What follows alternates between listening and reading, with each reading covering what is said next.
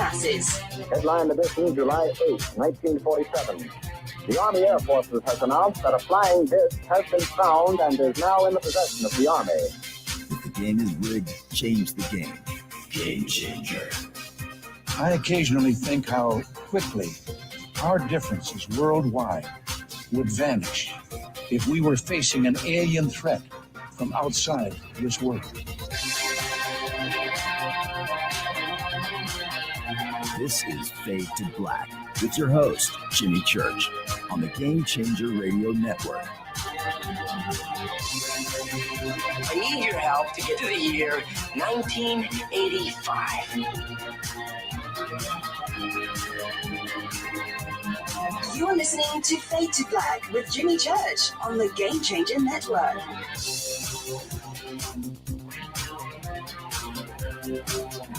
Good evening, Fade to Black. Bespoke radio for the masses. Yeah, man, how you doing? Today is Tuesday, May 17th, 2022. For KJCR, the Game Changer, and NX Networks, Race Hobbs, I am your host, Jimmy Church. Let's go.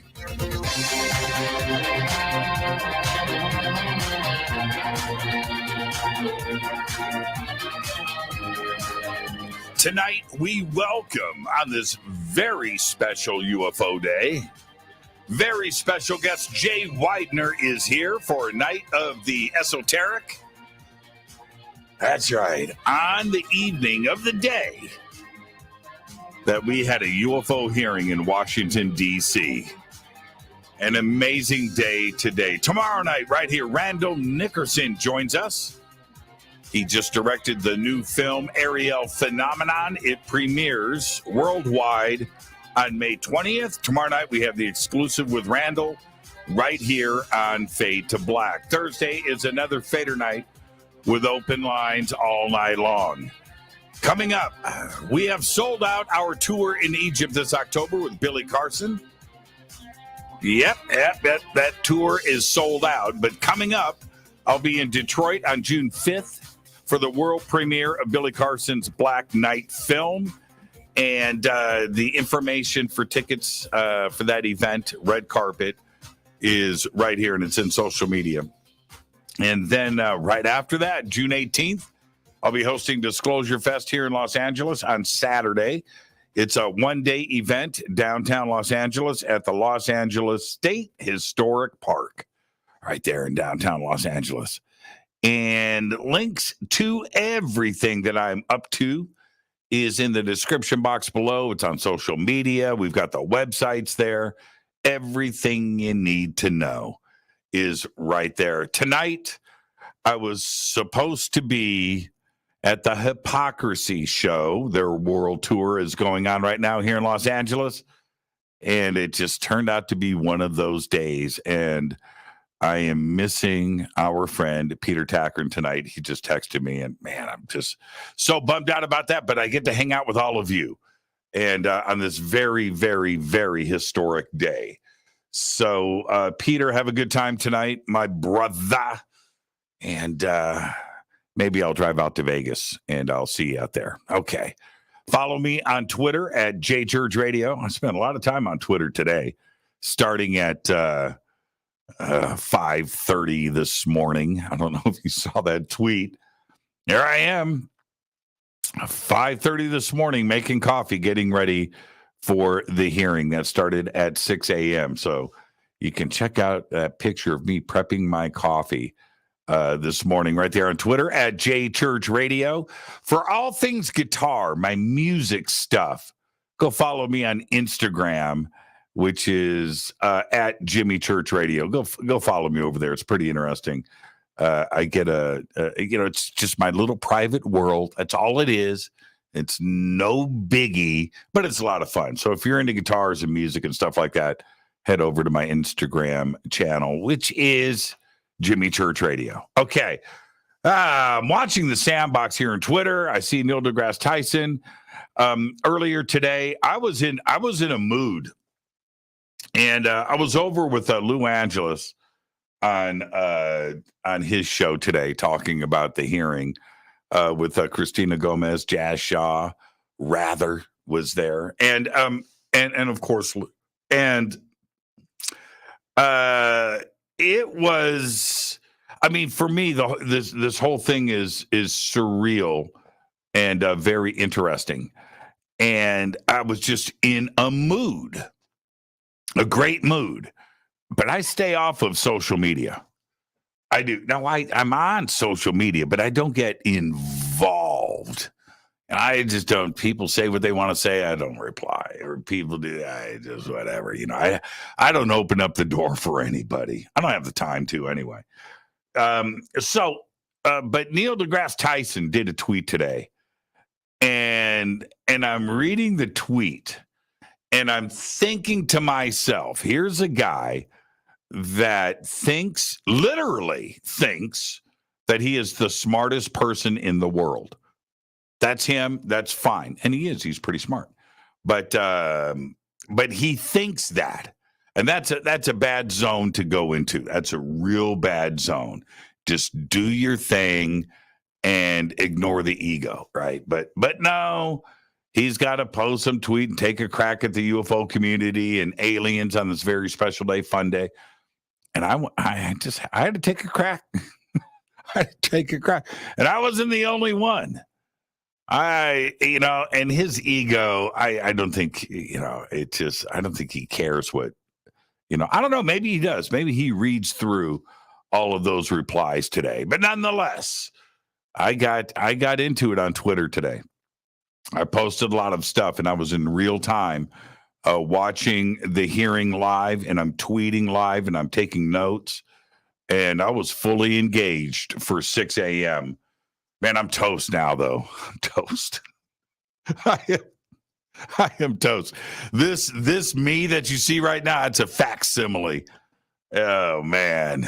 My pillow tonight is going to be amazing. All right. Twitter, Instagram, Facebook, YouTube. Go follow, like, and subscribe. Go do your thing. And the breaking news, I only have one story to report today. And that is this morning, 9 a.m. Eastern, 6 a.m. Pacific time, Congress had a hearing on UFOs. And it was strong and it was compelling. And I'm going to get to all of that in just a bit. The other part of this, I've got a bunch of clips of the reaction after the hearing from the different representatives, and that was just brilliant. And if I play those during the show, somebody's going to come in and strike my channel. So I don't. Maybe C-SPAN. Maybe I should grab clips from C-SPAN. I'll do that tomorrow night. But yeah, it was a very interesting day. So let's get to it. On this day in history, OTD 1970, Thor Heyerdahl set out from Morocco across the Atlantic Ocean in Ra 2, a papyrus sailboat modeled after ancient Egyptian sailing vessels. The Ra 2 crossed the 4,000 miles of ocean all the way to Barbados in 57 days on this day in 1970. Fader fact. New studies from the University of California estimate that our Milky Way, that's right here, our galaxy, has about 100 million black holes. I'm just going to leave that right there. Right there. Tonight, we welcome very special guest. Jay Weidner is here. And, a planned full evening of the Esoteric. And Jay, author, host, producer, film director, right? Extraordinary achievements. One of the best researchers out there, lands on Fade to Black the day of the hearing. And so, yeah, I need what his brain is thinking right now. Tomorrow night, Randall Nickerson joins us, and he's got a new film that will premiere on May 20th. It's about the Ariel phenomenon, about the sighting and contact of the school children. And in Ruwa, it's going to be an incredible night. The movie, I've seen it 3 times. It's an incredible movie, and one you're definitely going to not only want to watch, but you are going to watch it. And it premieres on May 20th. Randall's going to be with us here tomorrow night. Thursday is another Fader night with open lines all night long. All right, let's get straight to it. Let me hit this River Moon coffee. Man, Ken Priest, if I have to look at this GIF, let me scroll past, of Neil deGrasse Tyson one more time. Oh, man, Triscales, got to get one in. There's another Neil deGrasse. Man, why do I let somebody like that get under my skin? I don't let, and nobody gets under my skin. I don't give a crap about anybody. I don't. I just do my thing. Man, if I get fluttered, if something just moderately, and I just, brush it off, brush it off. I don't give a crap. I just play guitar. In seconds, I'm cleansed. It's amazing. It's amazing what guitar does. Okay. rivermoonwellness.com. Best coffee in the world. Man, got me through today. No doubt it. All right. This is what I meant to share, calling the lunar eclipse unspectacular. He didn't say that. Neil deGrasse Tyson called the lunar eclipse unspectacular. That's what I'm saying. How can...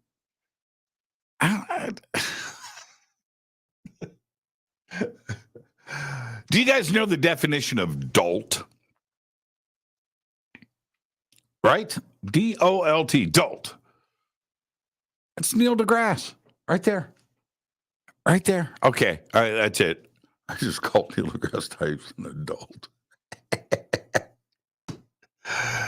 Oh, man. I don't have to say it if he's going to say stuff like that.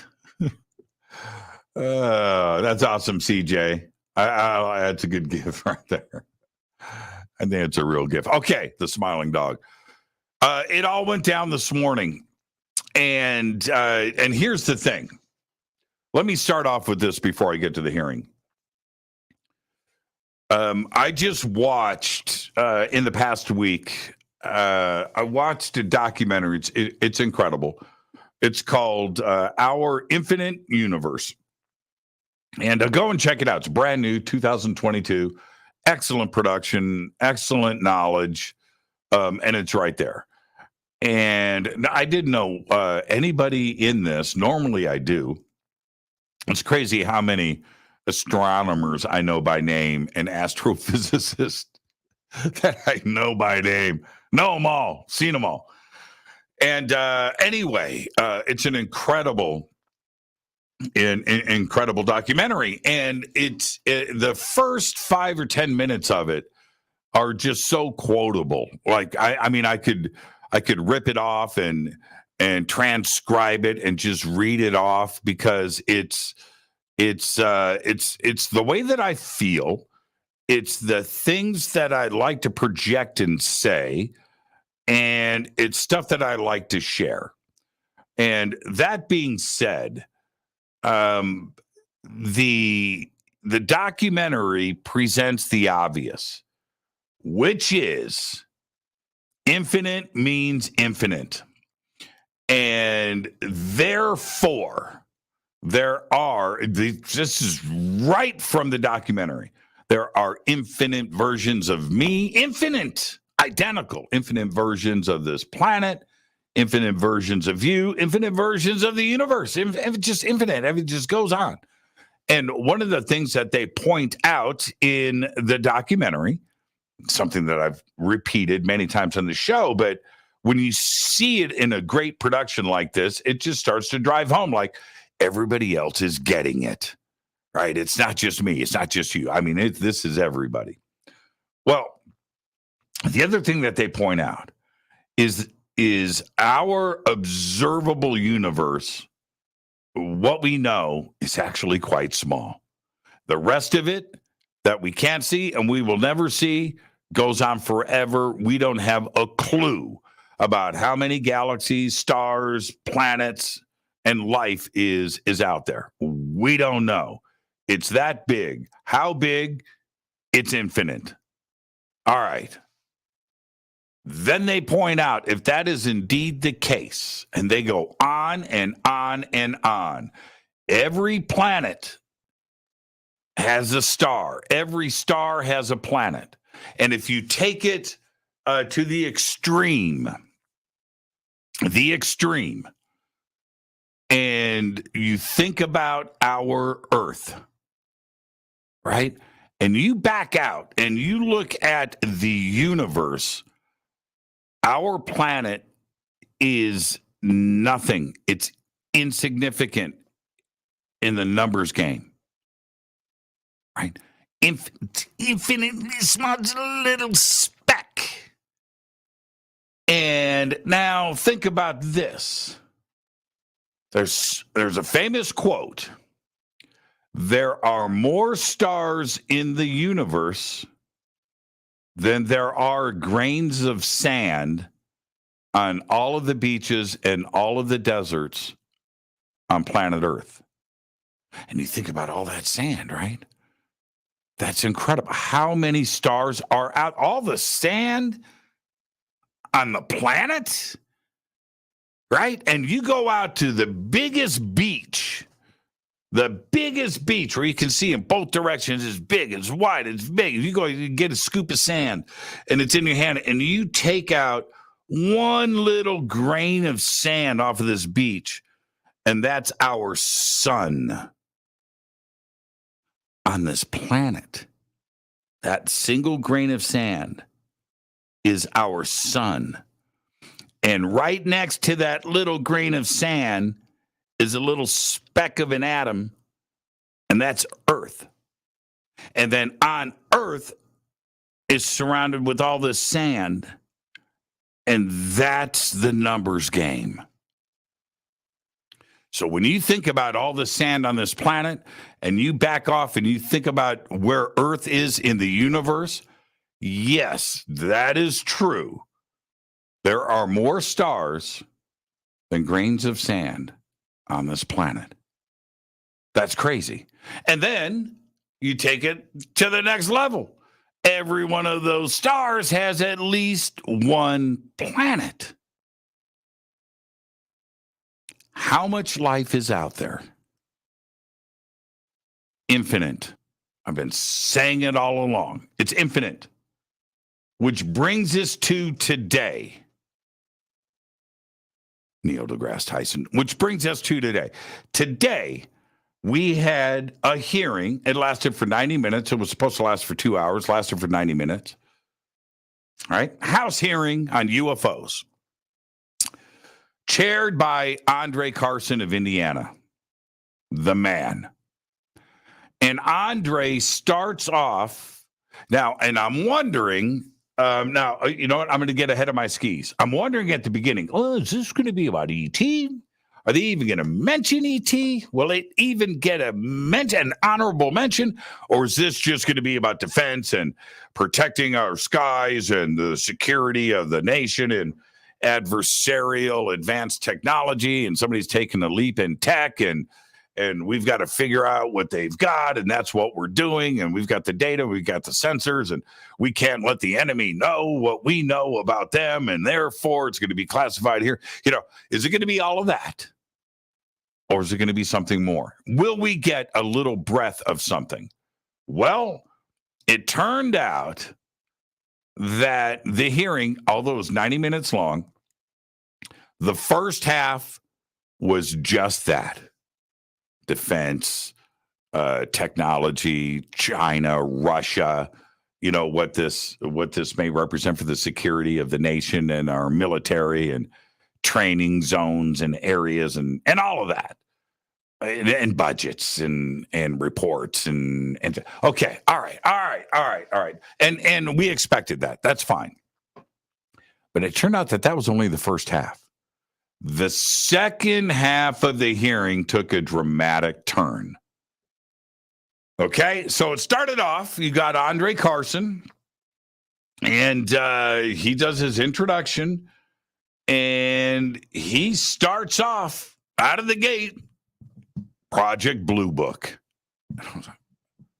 Okay, hold on now. You got my attention, right? Project Blue Book. Very interesting.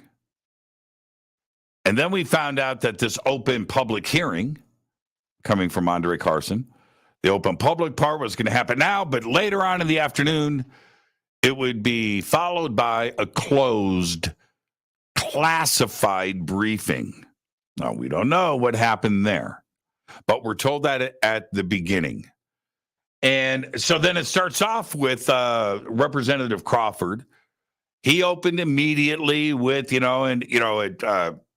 Andre Carson's giving everybody a chance, the different representatives, to have their opening statement. And Crawford opened with the Russia-China threat, right? Went right there. And then it went over to Schiff of California.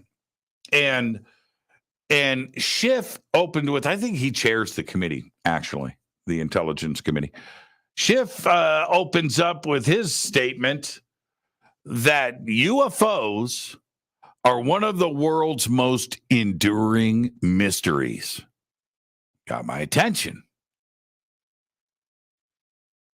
So when it's opened up with the questioning and the two statements, one from Ron Moultrie and the other from Scott Bray, Ron Moultrie opened with without mentioning anything about ET, saying that everything can be identified and that they needed to have a focus on adversarial technology from foreign governments.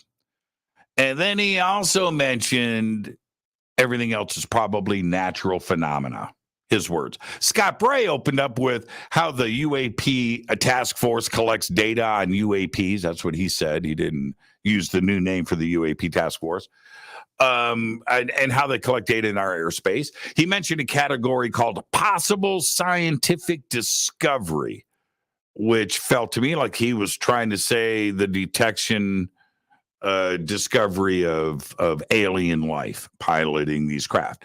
Ron Moultrie responded to that, to the low-hanging fruit question that he opened up with, that the DOD, is getting the method of reporting standards together. He wants to know what is out there. And this was centered around, is the DOD, is your investigation, is it just centered on the low-hanging fruit of stuff that is easily identifiable? Is that all you guys are focused on? What about the other stuff? Are you researching that? All right. But he does say that he wants to know what's out there. And then things got interesting. And Representative Himes brings up a conspiracy theory about UFOs, and he wants this conspiracy theory to be eliminated, that it's not alien. And then Gallagher steps up. He brings up UFOs and Blue Book. Moultrie brings up Roswell. And Gallagher brings up Malmstrom Air Force Base. And I sat up and he did. And then he continues bringing up the Wilson document and Eric Davis. And then Gallagher asked if the Wilson Davis document would be put into evidence and on the record. That was crazy. And then both Bray and Moultrie denied knowing anything about the Wilson Davis document or Malmstrom Air Force Base. Now, that makes you wonder where these two are leading up, one for the Department of Defense and the other for the Navy, that are heading up this investigation and the reporting of this, and they are claiming they know nothing about Malmstrom Air Force Base. I don't buy that. I just don't buy it. I'm not buying it. They just didn't want to answer questions on it. And then the big one, the big whopper to me, Representative Welch brings up the universe. His words were the big universe. And he says that there may be visits here from E.T. Then he says extraterrestrial life. Now, Ron Moultrie answers with, we're working with NASA about E.T. We are looking for E.T. life. Again, Moultrie's words. And then Rob Welch, the zinger for me of the entire hearing. He comes back with, hey, man, in the classified briefing later on this afternoon, are you going to tell us about the extraterrestrials? I said, what did Welch is my new hero. What did he just say, right? And watching how Moultrie danced. I'm talking about soft shoe. Yeah. And Broadway and vaudeville danced. Now, the question is, did they? It is, of my opinion, there were a couple of representatives that Crawford ended up in the beginning. I wasn't digging on Crawford's line of questioning. In the end, I think Crawford came back around and he actually wants to know about ET too. And I think that everybody, and that's Adam Schiff and that's Andre Carson, and of course Burchett, who was outspoken after this, and Crawford and Welch and Gallagher were there for UFOs. They were there for ET. They were there for aliens, and they all wanted to know what the government knows about the possibility of ET visiting this planet, that these crafts, these UAPs, these UFOs are not from Earth. They are built and made and piloted from elsewhere. That's what the hearing was for, and they steered it in that direction. I've been doing this for a very long time, and I think that most of our UFO community can sit up, be proud, and be thankful to not only the members of Congress that did this, and of course Andre Carlson, but Lou Elizondo. Yeah, Chris Mellon and others, but that spearheaded this effort to get this done. This is a big day. Yeah, first time in 50 years, absolutely. But today, Roswell, E.T., aliens, extraterrestrials, Malmstrom, Wilson, Davis were all mentioned and discussed on Capitol Hill. Crazy, crazy day. With that, I'm going to get out of here and take a quick break. Our guest tonight is Jay Weidner. Is this the beginning? I expect more hearings. I heard what Burchett said after the hearings. He wants pilots. He wants better video. He wants his words. He wants the cover up to end. Absolutely incredible. I'm going to take a quick break. This is Fade to Black. I'm your Jimmy Church. I'll be right back with Jay Weidner. Stay with us.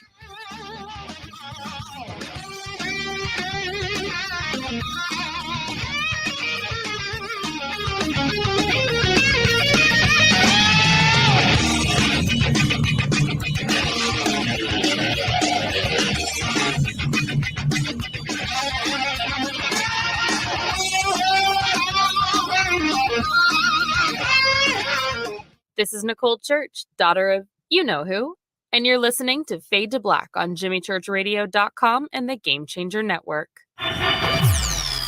You're listening to Jimmy Church and Fade to Black on the X.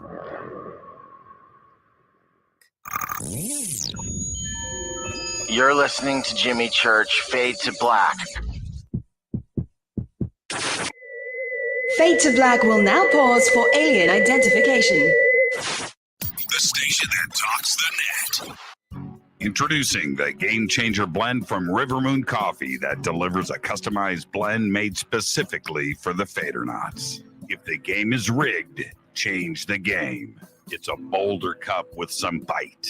Game Changer is the coffee of choice for those that prefer an organic dark roast that is slightly lighter and milder, but it's still dark. With wild notes of pecans and chocolate with a rich, balanced, full-bodied cup that is roasted to perfection for a great coffee to start your day, as an after-dinner coffee or anywhere in between. Artisan, small batch roasted to perfection. USDA certified organic, all River Moon coffee is freshly roasted and packaged in the USA. Just go to rivermooncoffee.com or click on the banners over on our site and use the promo code F2BBLEND for 15% off of your order today. rivermooncoffee.com. This is the only way forward. This is Fade to Black. Make contact. This is Jimmy Church of Fade to Black, and you can get our podcast for just $2 per month. All you have to do is click on the podcast banner over at jimmychurchradio.com. Do you have an interest in the paranormal? Then you'll love the unxnetwork.com. The X is your streaming audio and video for everything supernatural, strange, and mysterious, like UFOs, Bigfoot, ghosts, and so much more. From hosts like Jimmy Church, Whitley Strieber, Micah Hanks, and Christina Gomez. Visit the unxnetwork.com show page for a complete list of all the paranormal programs you'll find on the X. Be sure to follow us on Twitter for updates at KUNXDB. Follow our Facebook group, UNX Network. Find the podcast on Spotify, iHeart, Audible, and Apple Podcast. It's time. It's new. It's the X. 9 out of 10 geneticists agree. Fade to Black is not your father's radio show on the Game Changer Radio Network. Hi, this is Rob Reiner from Anvil, and you're listening to JimmyChurchRadio.com. What's up? I'm Chris. What up? This is Kyle Manson. You're listening to Jimmy Church Radio.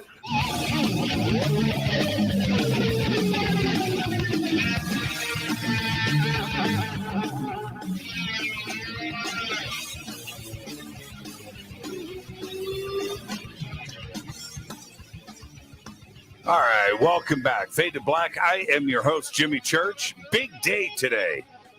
Big day, big day. It's not what you think. The big day is Jay Weidner is here.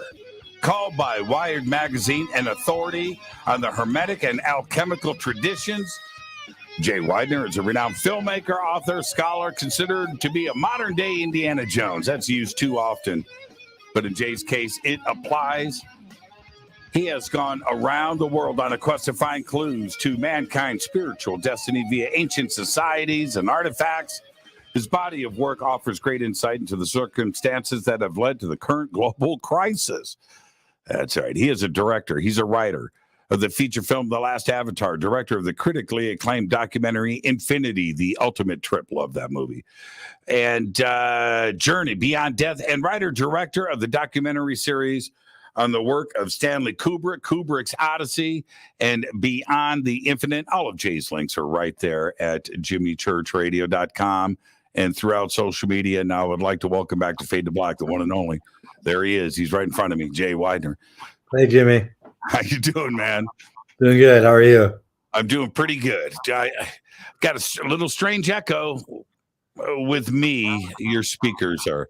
See, the thing is, Jay, they say, first the body, then the mind, and so as you lose your hearing. That's funny.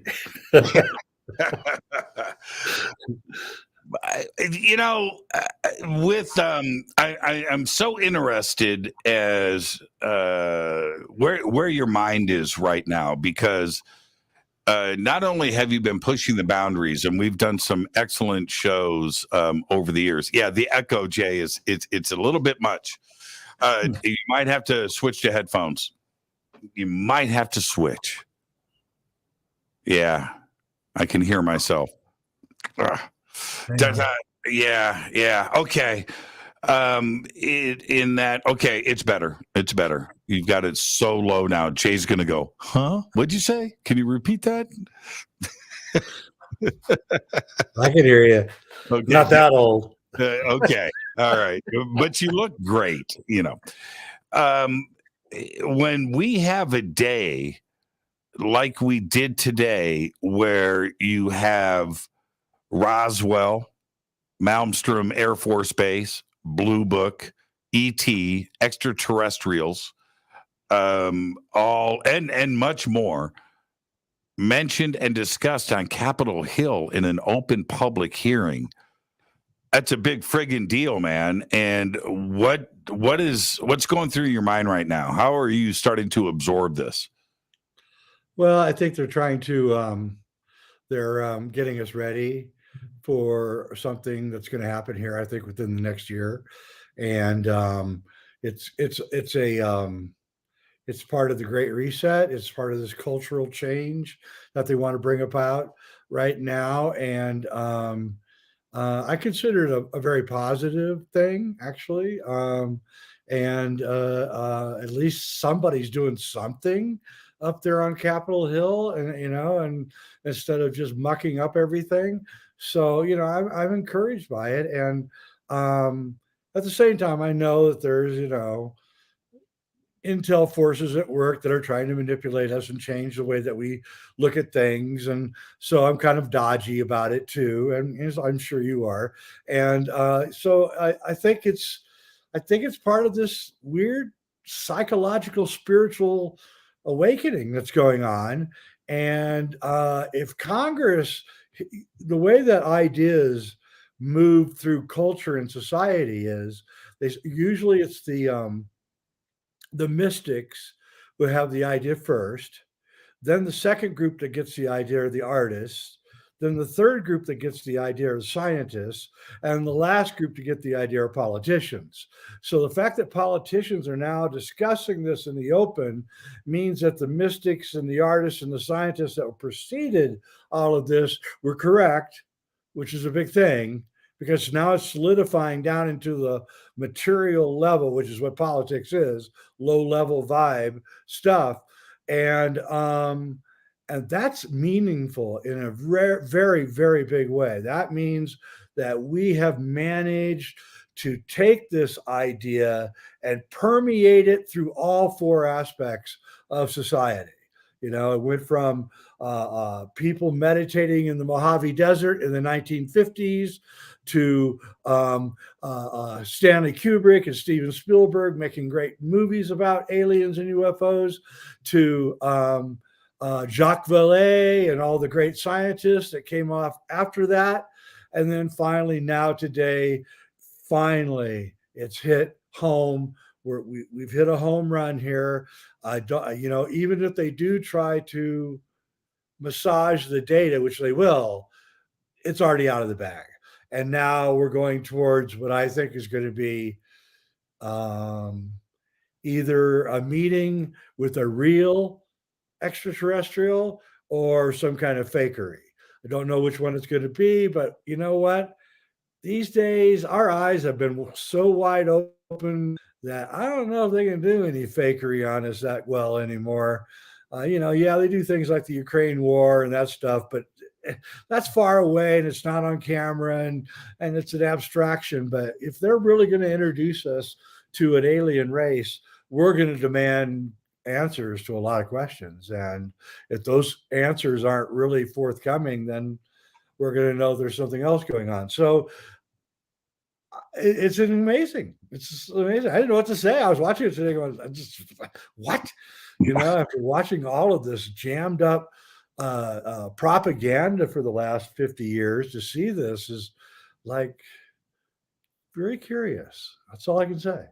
The thing that I've always wondered about when you look at politicians, now it's a little bit different because the politicians are my age. When you're 20 and you're looking at they're old farts, right? They're 40, 50 years old, 60 years old, 70 years. And you're thinking to yourself, we're trying to get pot legalized or whatever. Do they even know who Led Zeppelin is? What kind of music are they listening to? Or do they have an open mind? Today, they're my age. So therefore, they have gone through, I hate to say it once again, but I'm 58. I'm not a kid. So they are my age, which means culturally, they must have been exposed to everything that I'm exposed, from Van Halen, right, to smoking weed and whatever that is going on in popular culture. But what do they know about UFOs, right? That's and today, when Gallagher and I don't have, let me grab a pen. Gallagher, when the camera caught him, he's got a pen in his hand, right? And this is what he was doing with it. He was wound up, man. He was wound up. And so he's listening to the double talk, right? He's like, you know what? Stop right there.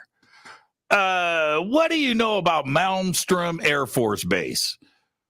And I was like, what? And now, certainly within the UFO community, we all know the significance of Malmstrom and Robert Salas and UFOs and shutting down our Minutemen missiles and I mean, and a well-documented historic case, right? But Gallagher knew about that. That's not Roswell. That's not Travis Walton. That's not something that you know much about outside of the UFO community. You have to do a basic amount of research to know about that. But he wanted to know if the two guys heading up this investigation knew about Malmstrom.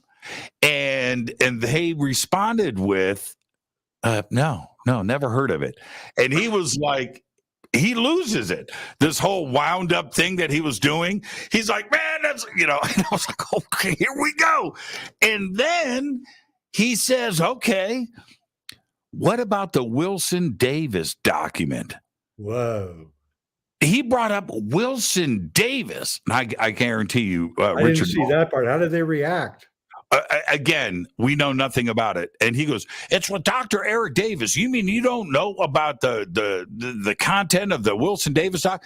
And then he turns around, Jay, and he goes, I want the Wilson Davis doc brought into evidence. I want a part of the congressional record. It's like, oh my God. This is what I'm talking about. So that have to hear what Richard Dolan has to say.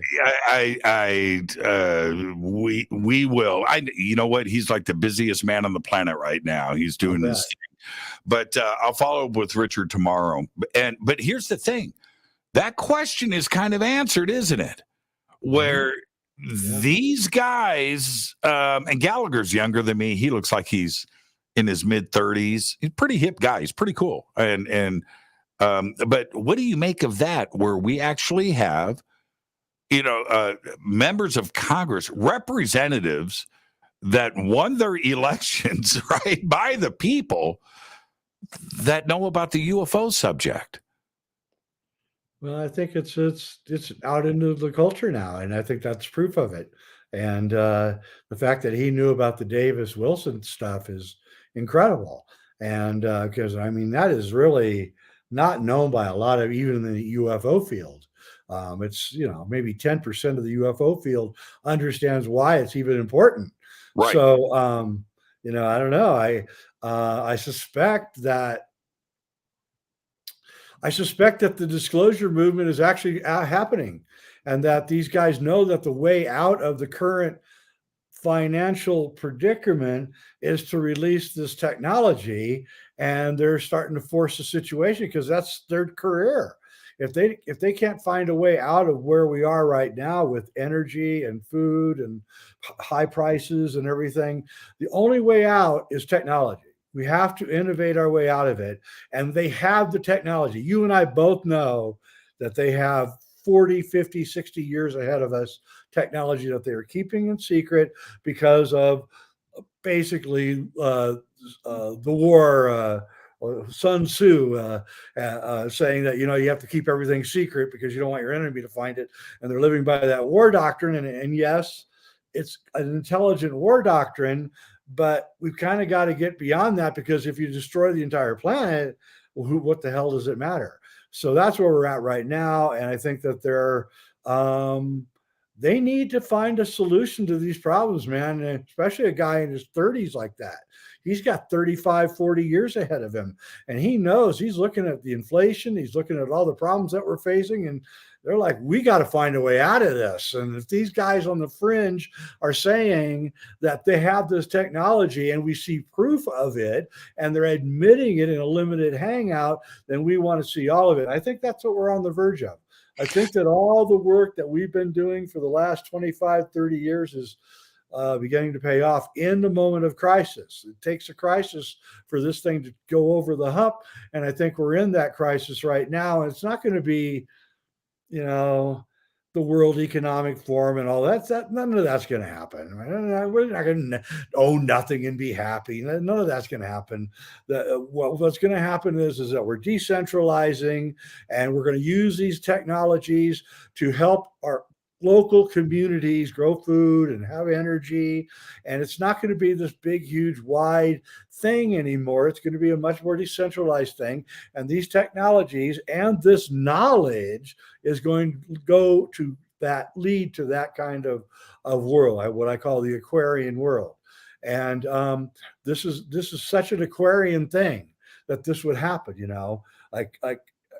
we were in the Piscean energy for the last 2,000 years, and we know what that's like. It's top down, it's rule from above, it's hierarchies. And in the Aquarian age, everything's just going to like water, because it's a water carrier. It's just going to flatten out like water, and water, it flows everywhere that it goes. And that's where we're heading. That's where we're heading. And this is indicating that is exactly what's going on. When politicians get it, we are on our way. We used to have our safe little community, our safe little world. We could keep our thoughts to ourselves, the esoteric, the paranormal, the supernatural, UFOs, ETs. We're fighting the fight, but it's also our little safe space, right? And we were not understood. Now it seems that we're in the mainstream, right? This is not, you know what I mean? And if for you, is that okay? Are we going to miss? Are we going to miss where we were last year? You know what I mean? No, because there's so much more coming that we can go and look at. Shamans live at the peripheral of their tribal communities, right? They aren't like living inside the community. They live way on the outside. And because they're kind of shunned, because they're kind of weird, but also because they can see what's coming at them before anybody else. So we've kind of lived on the outside of the circle, and we see the storms and everything that are coming at us, and we warn everybody, whether they listen or they don't listen. That's not really our problem. We did our job by warning them, and now we told them about the UFO thing, and now it's becoming mainstream. But believe me, there's 10,000 more things weirder than UFOs out there that are coming at us, that we'll just move on to the next one as this becomes condensed into the center of the community and the society and becomes normalized. Because the thing is that what's going on here is that what we're working with is woo. And woo is anything that the normies don't accept. As soon as they accept a woo thing, it's no longer woo. It's now normal. Right. So, and the normies have nowhere to go now, which is what's going on with Congress, except to us, to the woosters, because the woosters are waking everybody up. That's what we do. And so they're coming to the woosters and they're saying, what can you tell me about this reality that will help me cope with it? And then we say, well, you're at one with the universe, and you don't really die, and there's extraterrestrials and interdimensional beings, and you can be in communication with them. And they're like, right? So you have to take it slow, right? And UFOs are the perfect subject to take it slow. So, people like Chris Carter, who did the X-Files, we owe big credit to those guys because they brought this into the mainstream in a kind of a easygoing way that made it more palatable. Backdoor. They backdoored it. They did. But here's the other part of this. I don't need my parents to like Van Halen. I still think they're cool, right? But some things you need to keep sacred. And do I want Washington, D.C. to be a part of our community? Yeah, man. Yeah, I'm with you on UFOs. I don't think you really are. You might just be saying that. Like my mom would, I like David Lee Roth. No, you don't, Mom. You're just saying that. And, Stairway to Heaven, Jimmy, it's great. I don't need that. And I'm feeling that way too. It's so great and it's so cool. But do we need to be careful for what we wish for? Well, I mean, we did fight for it, and now we're getting it, and they're going to bend it and manipulate it in ways that we don't like, and so our job now is to concentrate on them getting the narrative right and not bending it to their own whims, which is what they're going to do. We hope that they don't, but they will because they're politicians. So they're also being they're being pressured by higher forces. There's no doubt about it.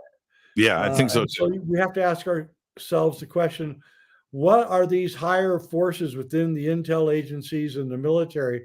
Why do they want this released now? And I think that's a much more important question than Congress, because I want to know why they're suddenly changing their tune and telling us that our own military is being probed by probably extraterrestrial vehicles, and our Navy does not attack them. So the Navy knows what these things are capable of. So why would they openly admit that there is something more powerful than them to the public? That would not follow Sun Tzu's war principles at all. So there's something else going on, and we haven't figured it out yet. You're right about that. There's no way that this is voluntary. No. Nobody's being our best friend here. This is not voluntary. I appreciate the efforts of Lou Elizondo and Chris Mellon. They have certainly made a lot of trips to Washington, D.C., and there's been a lot of talks behind closed doors. There's no question about that. But this isn't happening because of Lou and because of Chris. They're just another, they're a cog in the machine, right? And they're helping push this through. But the decisions are for much higher than that, probably higher than the Oval Office, I would imagine. Mm-hmm. I would agree. I think it's coming from whoever is in the central authority over the planet right now. And, the thing is that, I forget the Russian scientist's name. He's a physicist, astrophysicist. I'll come up with it in a second. But he came up with the idea that there's three kinds of civilizations. There's type 1 civilization, which is what we're living in right now. Then there's a type 2 civilization, which is a civilization that's basically in control technologically of their solar system. And then there's a type 3 civilization, which is in technical control of the galaxy. And Isaac Asimov's Foundation series is a perfect example of a type 3 civilization. Oh, Kardashev. Well, it looks to me, Kardashev. as a person Jay. looking out at the world, that they are moving us from a type 1 to a type 2 civilization. That's what's going on with 5G and the World Economic Forum and all the things that we're looking at and seeing. You're seeing that they're wiring us up together so that they have technical control of the planet, which is a type 1 civilization. So we're technically not a type 1 civilization yet. Nope. We're about to become one, though. And then I think what we're going to do is what the plan is as soon as we hit type 1, which is going to be like in 2 years, maybe, we're going to then jump into type 2. And that's what they're doing here. They're getting us ready to jump into type 2. And type 2 is going to be so wildly different than what we have now that they have to psychologically get us ready for what's about to happen, because I mean, it's literally going to be the Jetsons on steroids in the type 2 civilization. You're literally going to go to Mars, and you're going to be able to go to the moon, and there's going to be hotels on the moon. And I mean, it's going to be so crazy wild. You're going to live 300 years old, easily live 300 years old. And, you won't even have kids until you're 120. Right? You're going to be a super mature adult by the time you even have a kid. You're going to go through 20 years of college and all. It's a completely different world when you have 300 or 400 years to live, right? So suddenly everything just stretches out, and your education takes longer, and everything takes longer, and you're a more developed person, and you have a mature outlook about everything. And it's going to be, my hippie friends would be horrified to hear me say this, but in a lot of ways, it's going to be a better world. And, we're going to lose a lot of the natural world around us, but we're also going to enter into a mature species that is what we are. And we've been genetically modified, we have, and there's no doubt about it. And we've been genetically modified for a reason. There's a reason that we exist. And I believe that we have been created to be engineers. I believe human beings' highest gain or goal is that we are genius engineers. And I think that we've been built for that reason. And we are, the technology that we're coming up with now is absolutely jaw-dropping.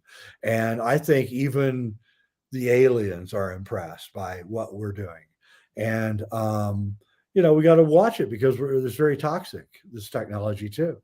So, we are on the very precipice of an amazing world where literally CRISPR technology can remove all diseases out of our bodies, remove the aging gene, give you your hearing, all coming together like coming to the top of a pyramid. You'll get your hearing back. Just imagine that. Just imagine that. Jay, let's take our break. Our guest tonight, the one and only Jay Weidner, is with us. I promised, this is coming from Jay, not from me, an esoteric evening. But today was a huge day. Huge day. All right, we got that out of the way. When we come back after this short break, we're going into the stuff that only very few know. And this is the center of Jay's research. We'll be right back after this short break. This is Fade to Black. Stay with us.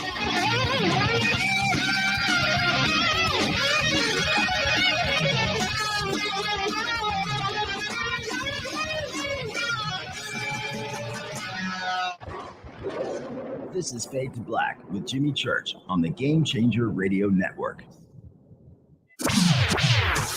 Your 1 million gigawatt paranormal powerhouse, KUNX-DB, VX.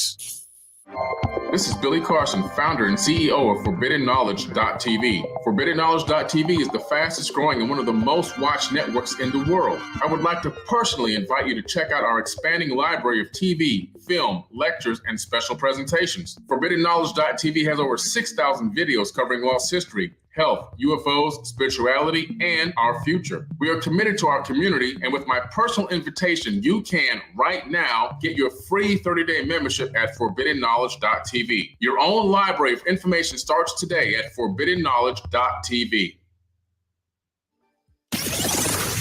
Because you never got that pony you always wanted. Damn it. Jimmy Church and Fade to Black on the Game Changer Network. Listen, I know, and you know, that you've always wanted your first crystal skull. Or maybe you're a collector just like me, but you just don't know where to go to find the real thing. Then I met Carolyn Ford over at EinsteinTheCrystalSkull.com. Carolyn is the guardian of Einstein, one of the most respected ancient crystal skulls in the world. All of her unique skulls have been imprinted sitting with Einstein in his sacred lodge and are carved from the finest gemstone and materials. Imprinting is the process of receiving the ancient wisdom from the master skull or master computer, Einstein, the ancient crystal skull. To see Carolyn's current collection of crystal skulls, just visit her store at EinsteinTheCrystalSkull.com or click on the banner over on our site. Don't forget to use the promo code Jimmy at checkout to receive 10% off of your order today. That's promo code Jimmy. Finding your first or next crystal skull is easy. Just visit EinsteinTheCrystalSkull.com. Hi, Race Hobbs with the X. Obviously, if you're listening to this, you have an interest in unexplained phenomena like ghosts, Bigfoot, and UFOs. And by now, you know that we have our own X blog, the UnX newsletter, and the UnX magazine quarterly. But most of you don't know that we have started our very own paranormal conference. And this year, for safety, this 2-day XCon will be virtual, so you can attend from the comfort of your home. XCon presenters include Whitley Strieber, Micah Hanks, Margie Kay and Preston Dennett, Lisa Martin and Wayne Lawrence, Lee Spiegel, Debbie Zagelmeyer, Dan Terry, Kate Grabowski, and Ray Hernandez. There will also be a live paranormal investigation by the Riverside, Iowa Paranormal Team. So come hang out with us in the safety of home as we set out to explain the unexplained Friday, May 13th and Saturday the 14th, 2022. And tickets are on sale now. Go to unxnetwork.com. That's unxnetwork.com. Hello, I'm Peggy and you're listening to my main man, Jimmy Church, on jimmychurchradio.com. Hi, this is Race Hobbs here repping the planet, and you're listening to my good friend, Jimmy Church, Fade to Black. This is Toby Kebbell. You're listening to jimmychurchradio.com. Don't hurt me, Jimmy. I'm only little. Hey, I'm Adrian Grenier, and this is Ari Gold. We're the Honey Brothers. We're of the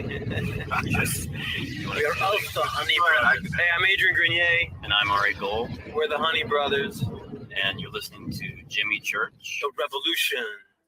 This is Jimmy Church of Fade to Black, and you can become an official Fadernaut by just going to our membership section at jimmychurchradio.com. Hello, this is Serena Wright Taylor from Conscious Life Expo, and you're listening to Fade to Black with Jimmy Church, who holds the Lucky Pony record for the best astrological chart since 1963.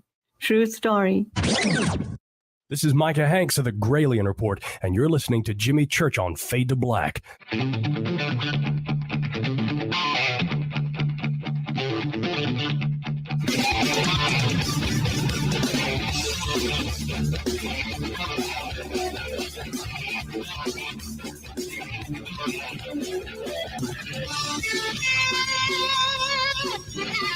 Welcome back, Fade to Black. I am your host, Jimmy Church. Tonight, our guest, the one and only Jay Weidner. Jay Weidner is with us.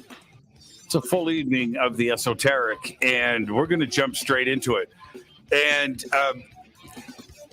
Jay, you remember the film The Princess Bride? Yep. Okay. In that film, Ergo Montoya says one of my favorite quotes. The whole movie's quotable, by the way, but there's a, I don't think you know what that word means, right? and I think the word was inconceivable. Well, anyway, I think the same thing about the word esoteric.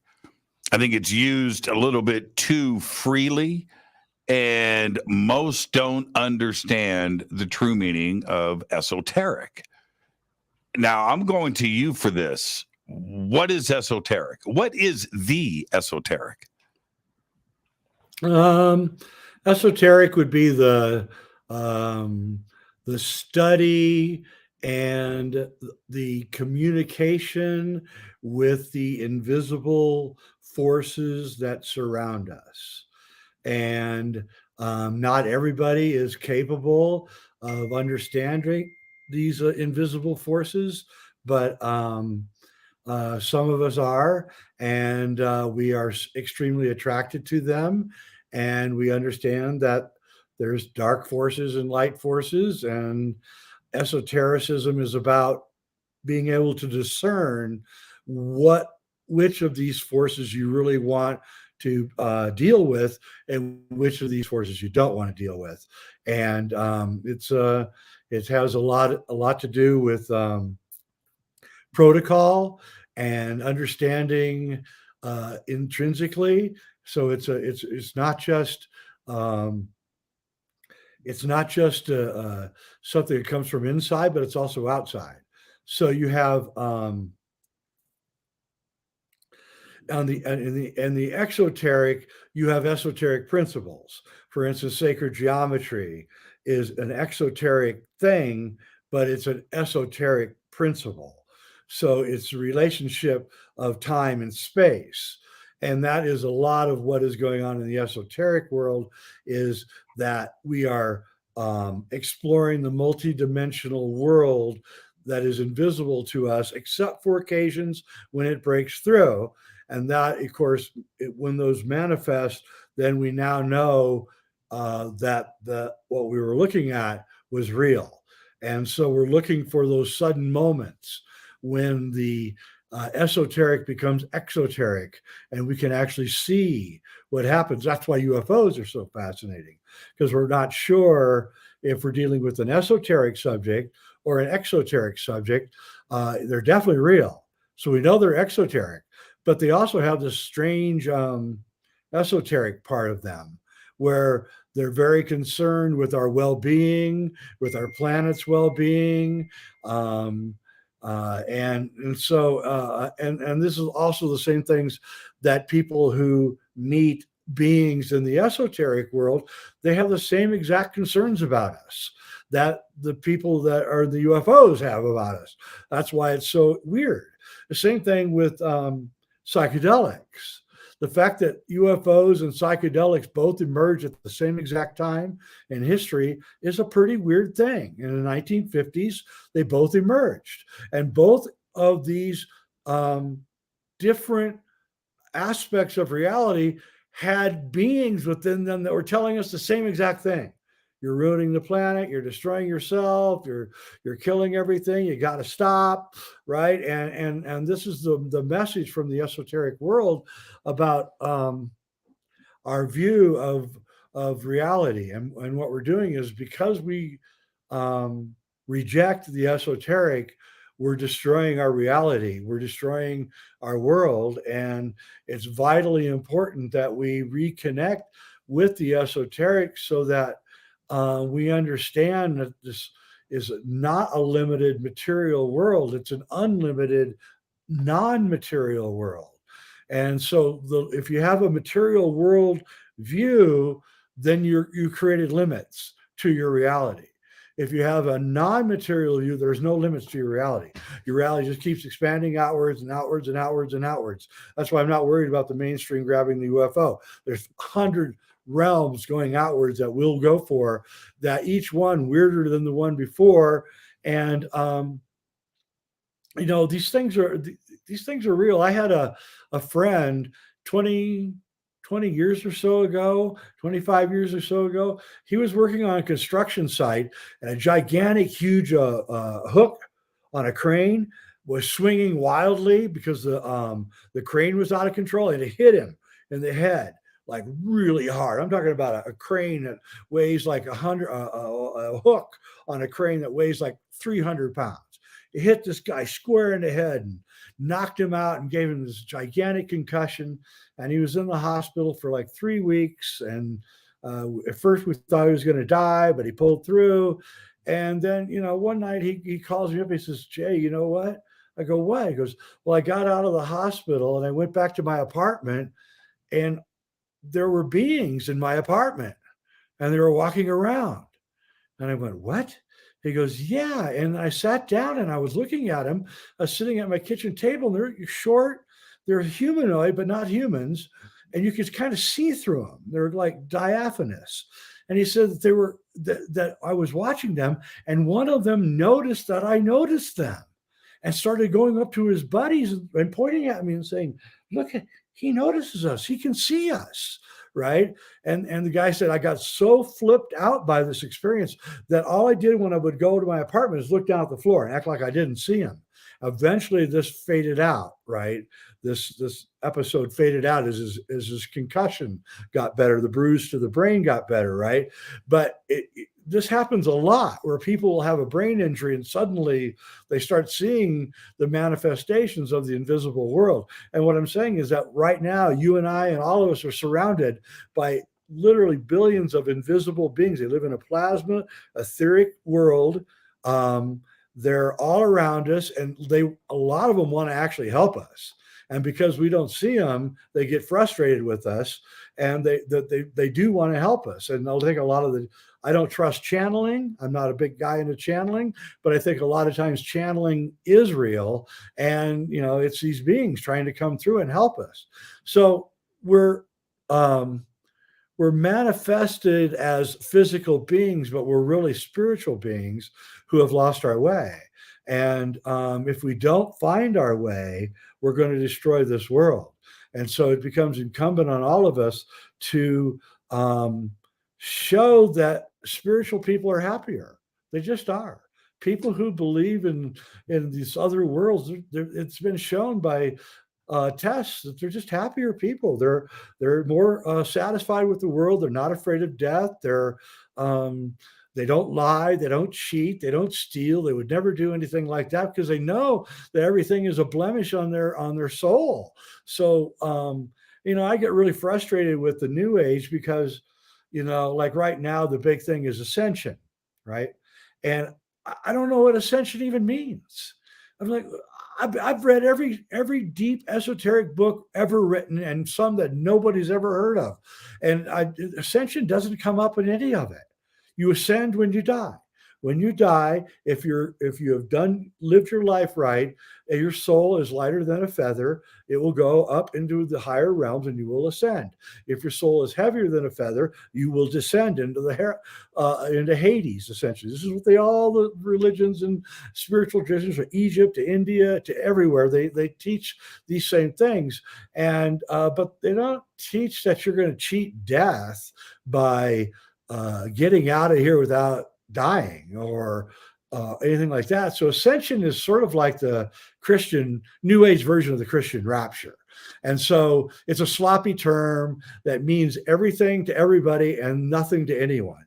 And so we're muddying up the waters of the esoteric world with rank amateurs, frankly, coming in and talking about things that they don't know what they're talking about. And then people assiduously following them like they're some kind of guru, when actually, if you start thinking about what they're saying, not one of the persons that's ever taken any of these ascension courses ever has ascended, as far as we know. I've never heard of anybody ascending.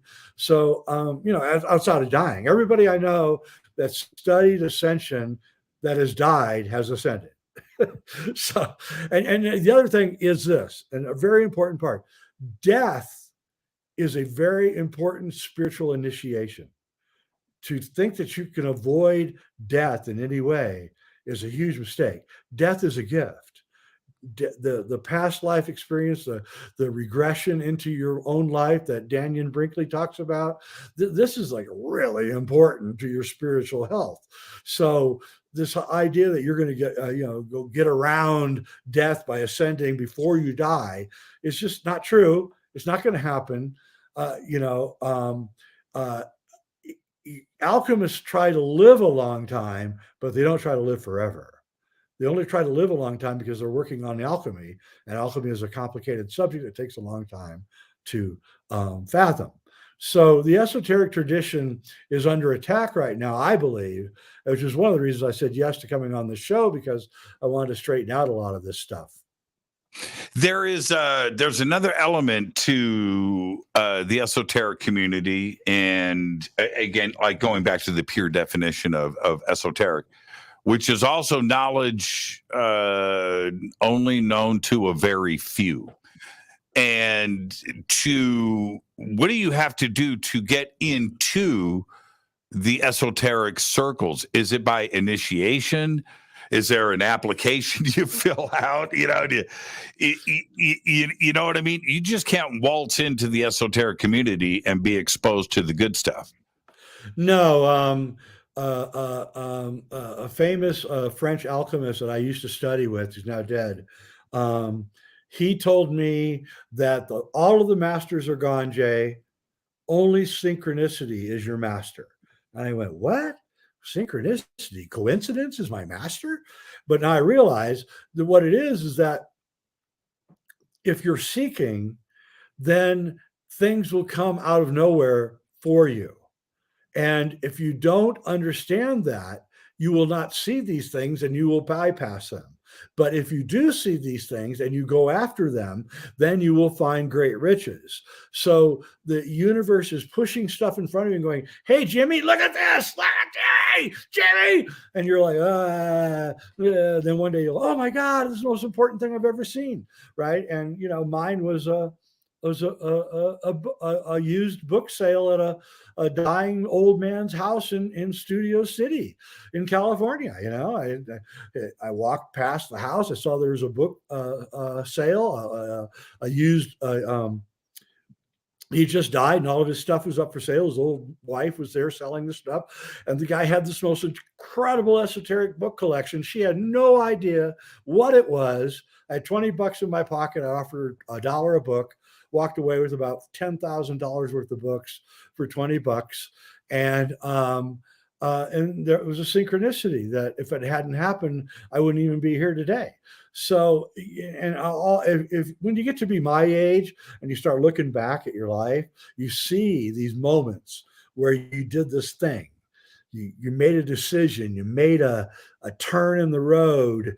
And if you hadn't made that turn in the road, nothing would have happened the way that it did. And then you think back, well, why did I make that turn? And, you know, was it prescience? Was it curiosity? Was it just a mistake? And I think, no, I think there's this permeation of this field that we're all in. And it explains, you know, how you can take a particle and you remove part of the particle and you fly it over to Hawaii, and the other particle's in Germany, half is in Germany, and then you tickle that particle, and then in Hawaii, exactly at the same time it responds, right? Well, that's the whole universe is all connected like that. So once you decide that you want to learn about these things, they will open up and they will appear for you. I'm a living example of this. And I had no money. Nobody would help me go to college. I had to pay for it myself. And what I did is I want to learn this stuff. And then one by one, walls just started breaking down until, you know, one synchronicity after another, to the point where, you know, it was getting deliriously ridiculous how many synchronicities. So I always tell everybody, pay attention to your synchronicities. Wake up. If a fantastic coincidence is going on in your life at this moment, stop and pay attention, because the universe is trying to push you in a direction. And, you know, people that don't believe in esotericism think that what I'm saying is a load of crap. People who have actually experienced what I'm saying know I'm right. When I was young, I had a guy who had, I don't know, $900 million, something like that. He was one of the wealthiest guys in America. He owned a big, huge organic pharmaceutical vitamin company, and he took a liking to me. And we used to, you know, go around his limousine. He had all these esoteric books and everything. And one time, we went to see a movie, and we're out sitting in his limo after the movie. And he looked at me like he felt sorry for me. You know, I was in my late 20s at the time, and he was in his early 70s. And he looked at me and he said, you know, you're just kind of buffeted around by reality, aren't you? And I'm like, well, what do you mean? He goes, yeah, you just get pushed this way, then you get pushed that way, and you just kind of just get pushed around, and you don't really know what's going on, and you know, you're kind of pathetic. And I went, well, you know, thanks, coming from a guy 50 years older than me. And he goes, you're in a dream. You are dreaming right now, and I'm dreaming too. So the difference between your dreaming and my dreaming is I'm lucid dreaming. And you're just letting the dream, you're like in the tide, and the tide just throwing you around, and you're hitting logs and rocks, and occasionally you're lucky you get up on the beach and all that. But me, I'm in control of my dream. Every day I wake up and say, this is what I'm going to do today. This is what my dream is going to be today. He said, and guess what? This is scientifically verifiable. And I went, what do you mean? He goes, go do it. Decide what you want to do. Decide what you want to be. Every day, wake up with that in your brain. I guarantee that within a couple of years, you'll be there. And so I went, okay. So I went home. I was living in California, and I was like thinking, okay, what do I want to be? And like, I don't want to be. He also said, caveat. He said, don't ask to be rich. So Colombian drug dealers are rich. You don't want to be a Colombian drug dealer. He said, so I went, I said, what do I want to be? And I said, well, actually, all I really want to be is a good filmmaker, a great filmmaker, a filmmaker that makes films that people like. That's really all I want to be. And, in these days, in those days, filmmaking was really expensive. So it was kind of a far out dream, because a 10-minute, 16 millimeter roll of film cost $100. And then another $100 to develop it. So 10 minutes of film was $200, 16 millimeter, not 35 millimeter. So I said, this is an impossible dream, but I'm going to dream it every day. And then pretty soon I got a job. Pretty soon I was writing in Hollywood. Pretty soon I was making films, and I was like, holy crap, it worked. And so the whole cliche of living your dreams is actually true. And you just have to redecide how you're going to face reality. Are you going to let reality buffet you around, push you around? Are you going to say, nah, I am going to be in charge of the reality that I live in, and I'm going to create that reality, and I'm going to create it the way I want it created. And, I know it sounds really new agey and all that, but it's true. And it's absolutely true. And everybody I know that's really successful, and I bet you're the same way, has gone through this exact thing where they were dumb and didn't understand it. And then they had their realization. Then they started creating their reality, and then they become a success. And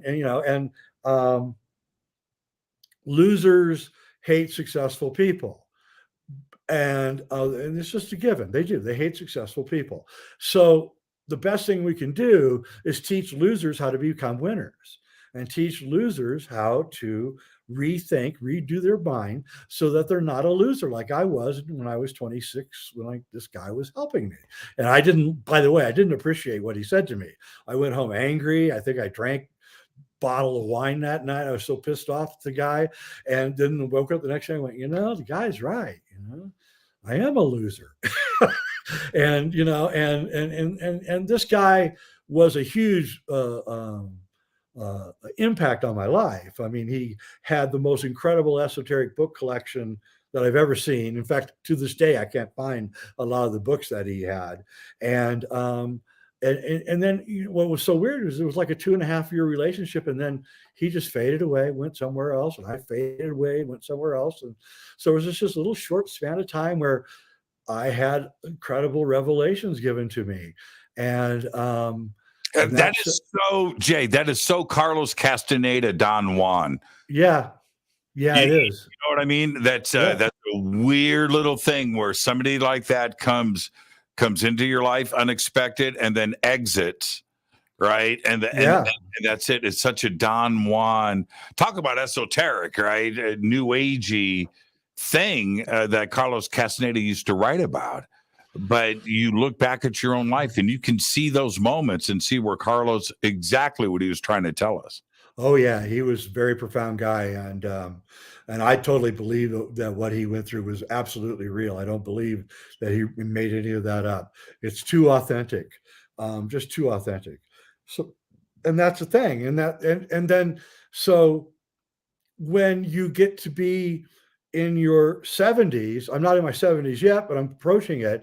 And when you get into your 70s, you begin having these thoughts like, I've really got to help somebody. I've really got to, go to somebody young and help them and, give them what I know, because then that could help them. And, so this is what we have to do as elders is go out of our way, because we have more time when you're older. You're not working, 18 hours a day like I did up until I was like 65. And then, and you have to help people. I remember I got a phone call. I got an email from a guy about, I don't know, was it 14 years ago? And he was this guy, and he said, "Hey, I'm trying to start a radio show, and I read your book, and I'd really like to talk to you." And I thought, I don't know who this guy is, a weird name of church. And but you know what? I'm going to say yes. And you really did read my book, which blew my mind. I did. I still do. That's the other part of it. And I'll say this before we get to the break, that although privately you and I have gone back to those original conversations that you and I had, and personally we acknowledge, how much fun it was, for the two of us. But I was so I was starving. I was starving for that knowledge, and reading that early material for me, because I had heard people talk about it, and over the years, and you know what I'm talking about, but I knew that there was more to learn than just the text was giving me. And those first couple of shows that we did early on was just a kid, myself, learning from you and wanting to get these questions out. And you were right there, man. You were right there. You were like, man, this kid he's really asking for this knowledge. You were. I mean, I was impressed. Because I got to be honest with you, I've talked to many, many people who've read my two books, and not many have gotten more than about halfway. It's a pretty tough read. I know, I admit it. In fact, I probably would have, in the second book, Mysteries of the Great Cross of Henday, I probably would have, now in retrospect, maybe cut a little bit of it out so it wasn't it's like lifting weights. And it is, but for somebody that is on the quest, yes. It's actually not enough. It's not wordy enough. For somebody that's on the quest, you're just hanging on every syllable. You're just right there. And by the way, I'm reading every Wednesday night at 6:00 Mountain Time, 5:00 Pacific Time. I'm reading a chapter of Monument to the End of Time. I think, really? Yeah. Right. Yeah. Right now I'm doing it. I think I'm 8 chapters in now. I've got like 40 more to go. So it's going to take like over a year, but, I'm really, cause that's a rare book. It's cost $450 on Amazon right now. Right. So I decided to give it to everybody, just give it to you.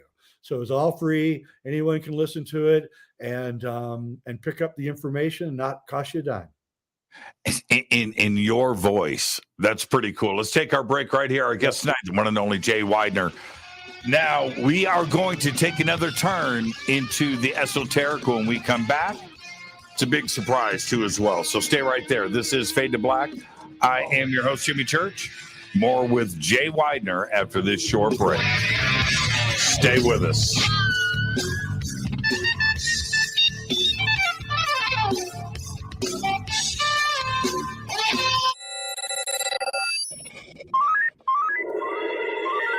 Way out here, we listen to Jimmy Church. You're listening to Fade to Black.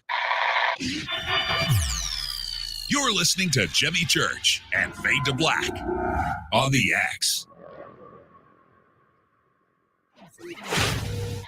¿Qué tal, mis amigos? Yo soy Mario Carson, el tiburón, y los invito para que escuchen a mi buen amigo Jimmy Church Radio. ¡Claro que sí!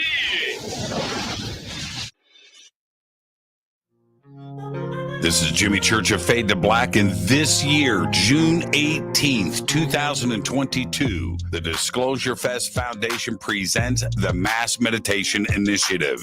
It's Saturday, June 18th from 10 a.m. to 10 p.m., one day only at the Los Angeles State Historic Park in downtown Los Angeles, California, right next to Chinatown. I'm hosting the event again this year with music performances by Trevor Hall, The Desert Dwellers, Poran Gi, and many, many more on 4 separate stages. There's 16 stages in total, over 30 acres in downtown Los Angeles, with vendors and tents and presentations and workshops with Billy Carson, Adam Apollo, Lori Spagna, Laura Eisenhower, Brad Olson, David Palmer, and many, many more. It's all simple to do. Just go to disclosurefest.org for all of your tickets, information, and a full schedule of the day's events. Again, disclosurefest.org.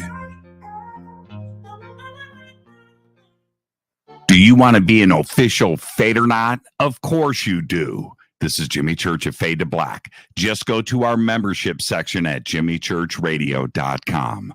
Fadernauts, when you think about the future of our country and where we're headed, do you wonder about the food supply? I do. Disruptions in the food supply chain could be disastrous, and they usually occur with little warning.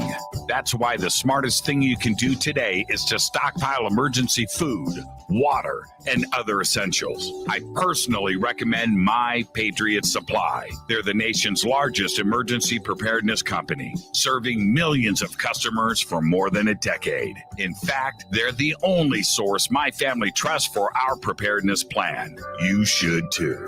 Right now, save 20% off a full 4-week supply of delicious meals that provide 2,000 calories a day. Saving 20% helps too, doesn't it? Especially now. So go to preparewithjimmy.com and get ready.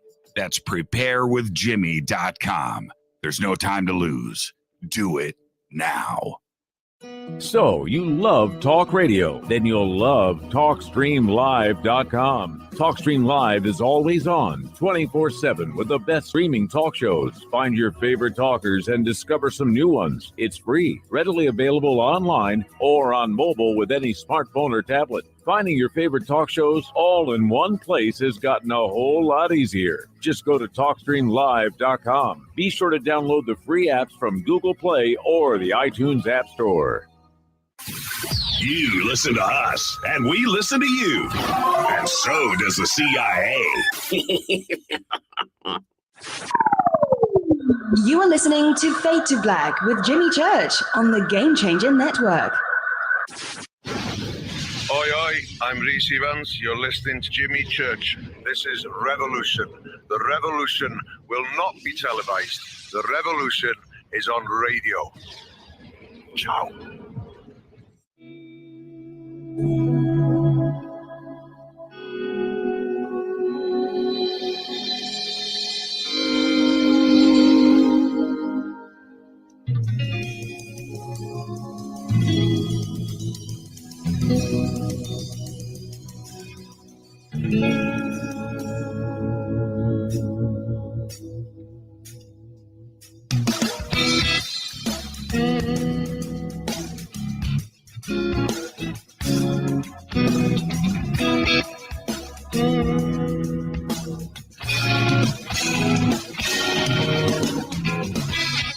Welcome back. Fade to Black. I am your host, Jimmy Church. Tonight, Jay Weidner is with us. Jay has traveled the world. He has followed his intuition. I will say this about Jay.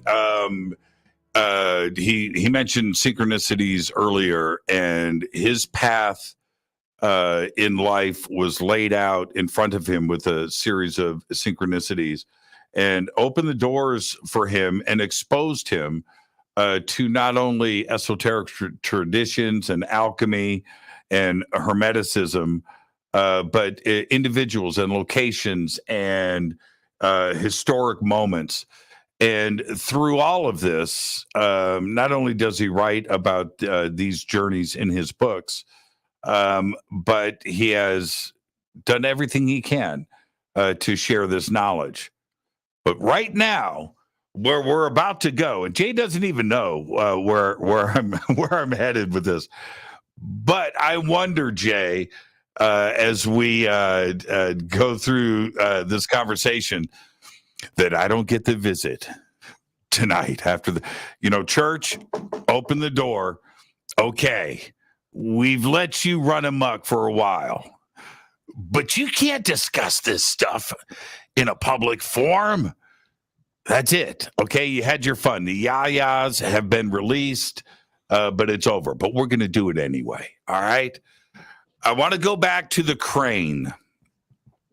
Okay, and this is where I'm going with this. So your friend gets hit in the head, strange stuff happens. And I'm wondering if he got his pineal gland jostled.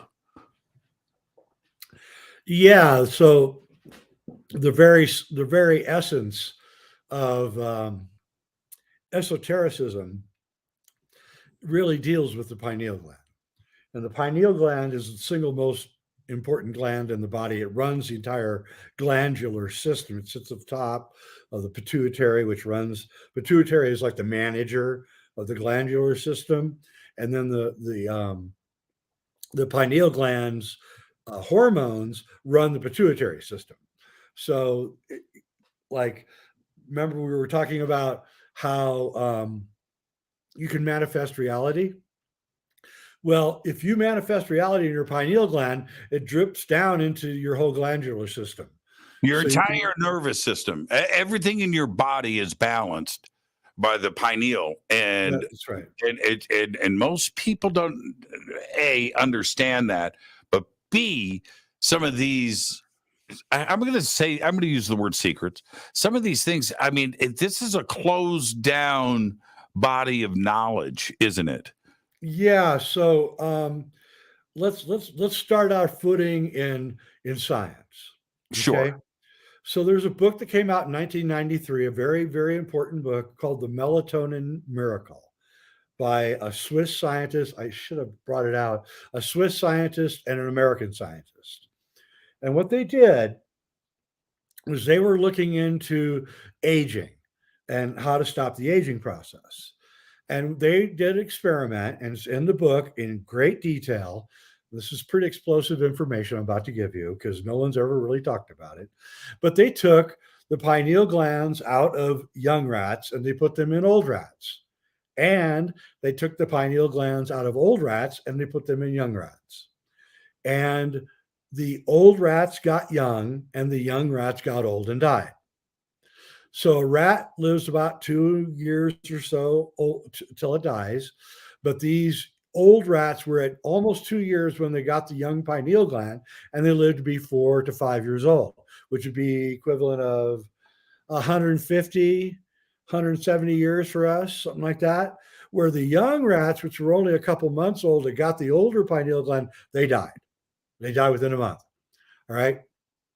So when I read this book in 93, I remembered a book that I had read in that library of the rich guy. It was a Masonic book of some kind, as I remember. It was vaguely in my memory. It was I think it was called The Book of Light and Dark. And it talked about a ritual that they said would cause you to reverse aging. So what we find out with this scientific experiment in the Melatonin Miracle is that the pineal gland is the regulator of aging, period. There's no doubt about it. Okay, how does it regulate aging? What are the mechanisms that cause it to do this? Well, in this other book, which is an esoteric book, it has nothing to do with science, it talks about a ritual, a very interesting ritual. And this ritual involves, well, first off, you need a secret society to do the ritual. So you need a bunch of friends, right? That keeps a secret. Well, the reason you keep it a secret is just because you don't want everybody to know about it. Right. Nothing illegal is going on here. Everything is up. No, nothing illegal, nothing immoral or anything like that. It's not quite eyes wide shut. No, nothing like that. But so what you do in this ritual is you take you go into a dark room for 3 days. It has to be no light at all, not even a pinprick of light, no light. Okay. You go into a dark room for 3 days. And what happens during those 3 days is you build up melatonin in your brain. Melatonin. Okay. So when you wake up in the morning and the sunlight hits your eyes, the melatonin you build up all night turns instantly into serotonin. Serotonin is one atom away from dimethyltryptamine, the most powerful psychedelic known to human race. Okay, one atom, not a molecule, one atom away. Okay, so serotonin gives you that wonderful feeling you get in the morning, right? Like, my day is beginning and all of that, right? And then as the light goes down at night, as the sun fades out, if you're a healthy person, you go to bed at a reasonable hour, not like you and me, Jimmy. And and that serotonin you build up all day turns into melatonin. That melatonin, it not only helps you sleep, but it heals you. It's got this crazy healing property that goes in and just repairs everything, right? It's all in this book, The Melatonin Miracle. So anyway, in this ritual, you go into a dark room for 3 days. And in those 3 days, because nobody ever spends 3 days in the dark, normally, you build up a huge amount of melatonin in your brain. Okay. Then your brothers in your secret society, or sisters, doesn't matter. In this book, it said they put you in a light tight coffin and they bring you up to the top of a building or the top of a hill right before sunrise. You're blindfolded too, by the way. They take you out of the coffin with your blindfold. They point you at the sun just as the tip of the sun hits the horizon, right? And they undo your blindfold. And what happens is that the huge buildup of melatonin that you've had in your brain for the 3 days is instantly converted into a huge amount of serotonin. Okay. And you're going to need a buddy on one side, on each side of you, to hold you, because your legs are going to buckle as the most astonishing endogenous dimethyltryptamine, it's your own dimethyltryptamine experience, happens. Alchemy promises 2 things. One, the ability to communicate with the multidimensional universe, and 2, an extended life. That's what's going on in this ritual. During this 5 minutes that you're staring at the sun, you're going through this incredible homeopathic psychedelic experience. And believe me, I hear it's absolutely mind-blowing, because it's you going through you. And then after the sun comes up over the horizon, they blindfold you, they stick you back in the casket, they take you back into the dark room and let you go. You're going to be completely exhausted. They put you on the bed. You're going to be out for a couple of days, and you stay in that dark room for 40 days. I know none of us has 6 weeks to devote to this. It takes an incredible amount of time to devote to this. But what happens in those 40 days is that incredible serotonin experience is converted into a super melatonin, in which the entire body repairs itself. Even teeth grow back, I hear. When you come out of the 40 days, you've actually gone back in your aging by about 20 years. I know it sounds totally hard to believe, but these experiments with the pineal gland prove that if you can control the serotonin, melatonin output of the pineal gland, and that's what this ritual does, then you can control the aging process. And you can do this once every 5 years, or 2 years, or whatever. It's not illegal. There's nothing going on here. They're not going to arrest you for anything. And it's just a simple light, dark melatonin, serotonin ritual, which lies at the heart of Freemasonry and Christianity. This is the story of Christ. He dies. He's in the cave for 3 days. He comes out. He's resurrected. The whole story is right in there. And it's not just in Christianity. I was in Peru and I was talking to a Quechua shaman. He said, so what is it, this alchemy that you talk about? And I said, well, one of the rituals, and I told him what I just told you. And he was like, his eyes bugged out of his head. And he says, oh my God, that's exactly what we do. we have a cave here in the Andes. We go all the way to the back of the cave for 3 days. Then we come to the mouth of the cave. And also think about Plato in the cave, his analogy. Right. I was thinking that too. Yes.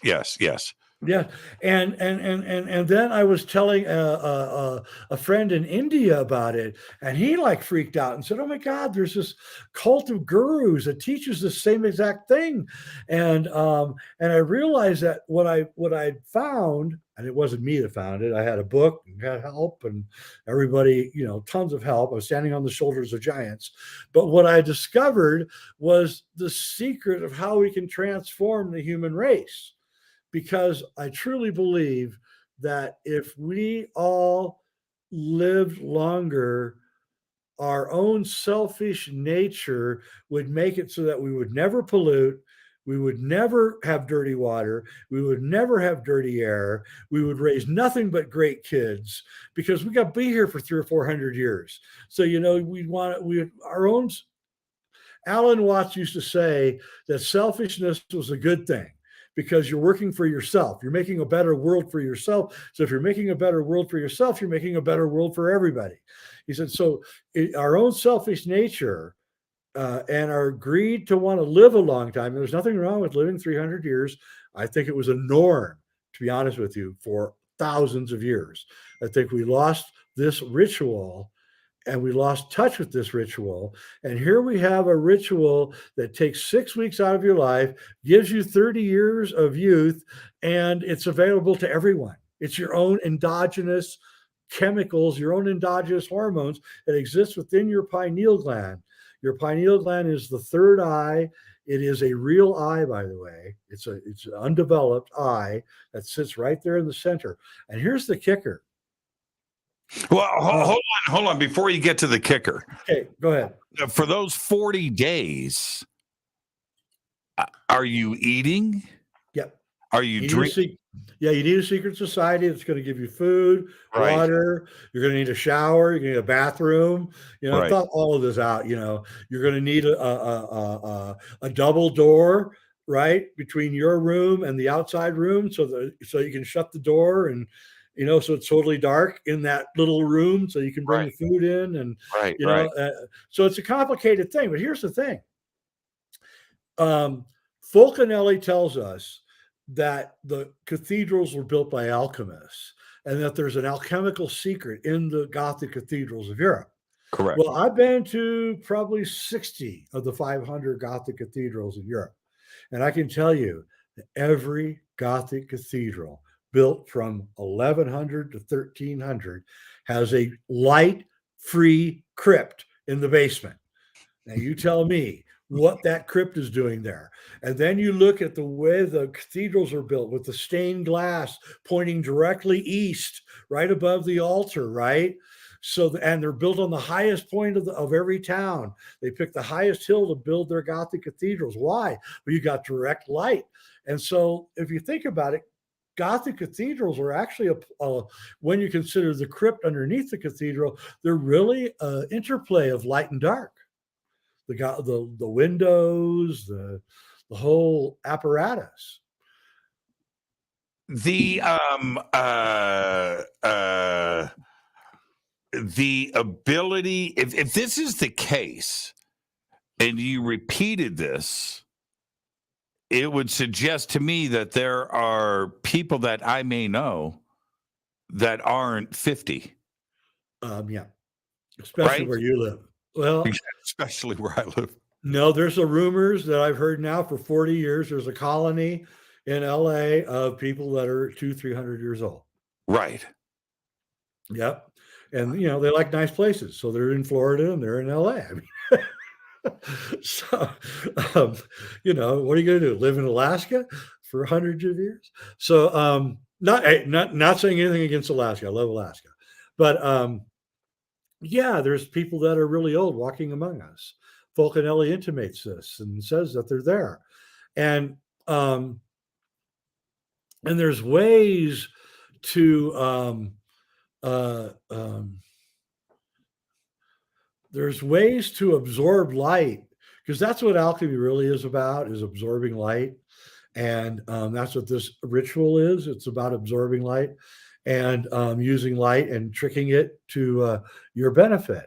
So, you can imagine a guy gets stuck in a cave for some reason, thousands of years ago, and goes through this ritual without even knowing it, and comes out of the cave and goes through this heavy experience, and discovers it. And then this becomes, the secret of it. But if you go back into alchemical literature, if you go back into Vedic literature, if you go back into Tibetan literature, and you go back into shamanic literature from South America and like Castaneda, you'll find there's always this intimate thing about light and dark and night and day and this interplay.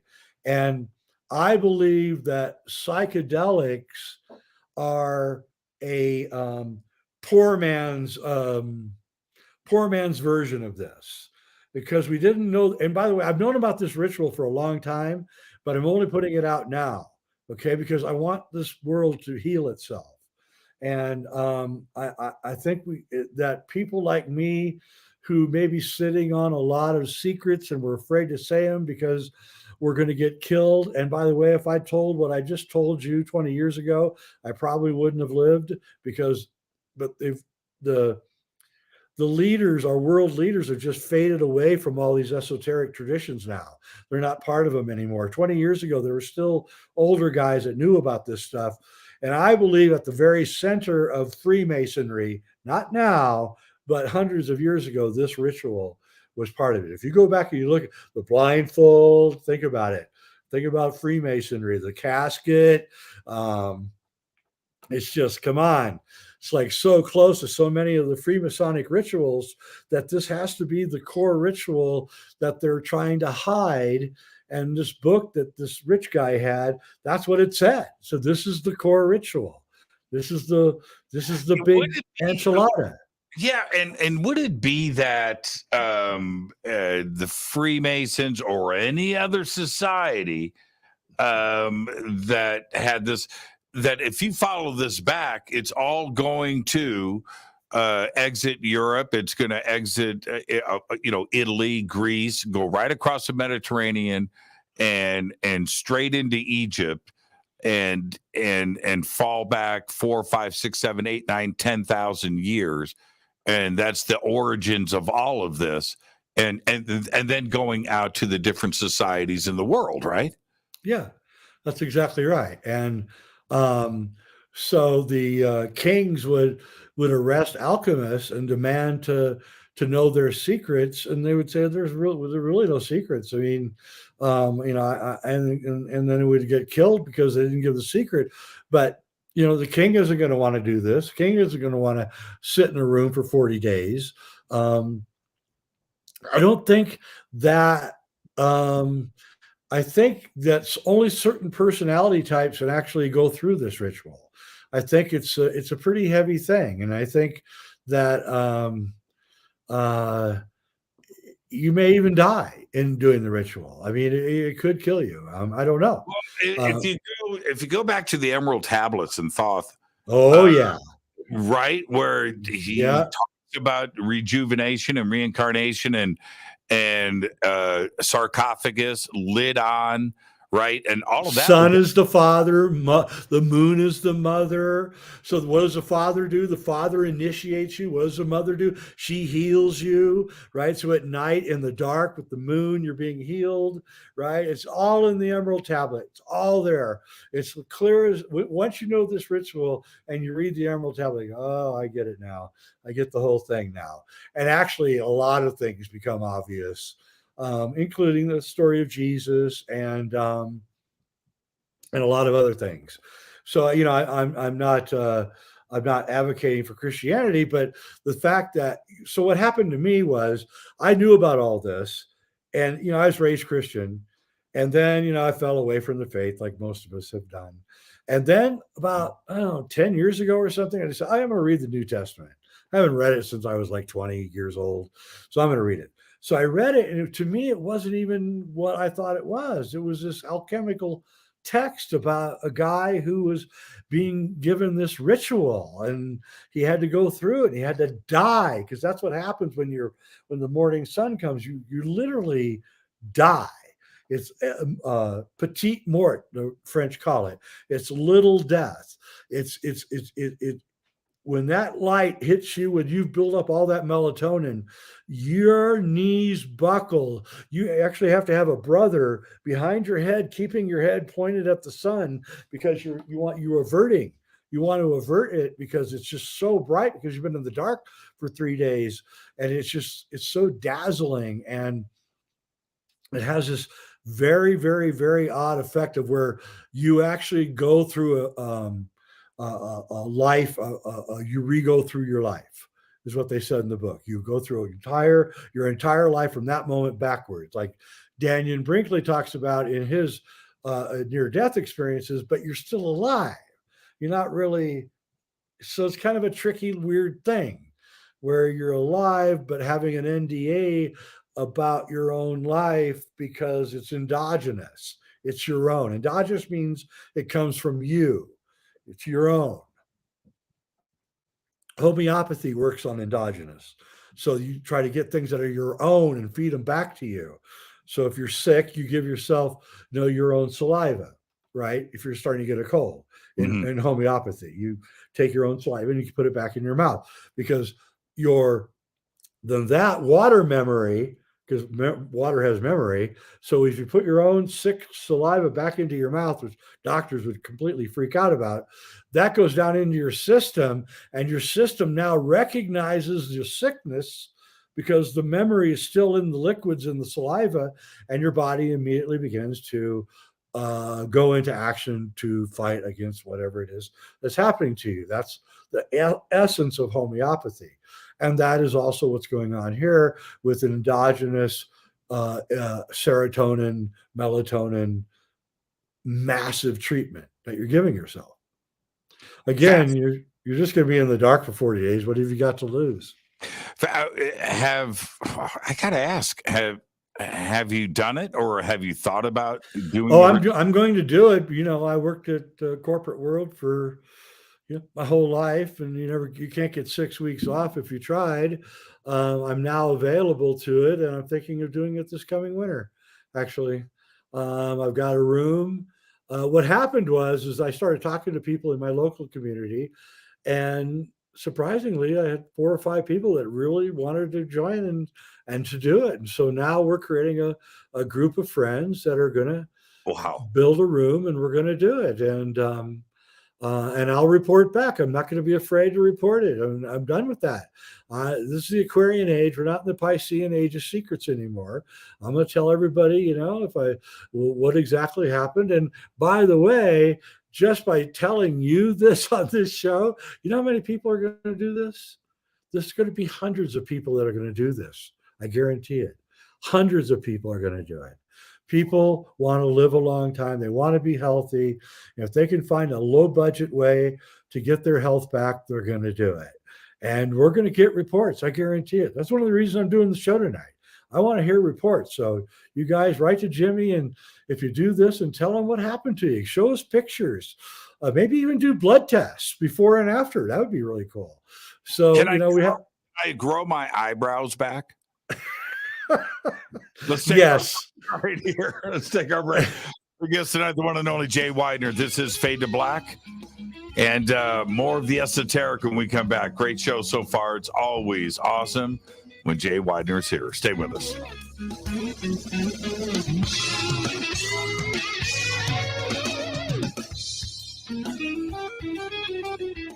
Hi, everybody. This is Rob Halford, the Metal God, on JimmyChurchRadio.com. Your 1 million gigawatt paranormal powerhouse, KUNX-DB, the X. Are you ready to read about true paranormal events? UNX Media publishes nonfiction books about UFOs, ghosts and haunted places, time anomalies, cryptid creatures, and more. Just like KUNX-DB Radio, it's all about unexplained phenomena. Visit www.unxmedia.com to see our list of great book titles by Debbie Ziegelmeyer, Gene Walker, Devin Listrom, Wayne Lawrence, Bill Spicer, and yours truly, Margie Kay. That's unxmedia.com. This is Jimmy Church of Fade to Black, and I only drink Fade to Black blend coffee from River Moon.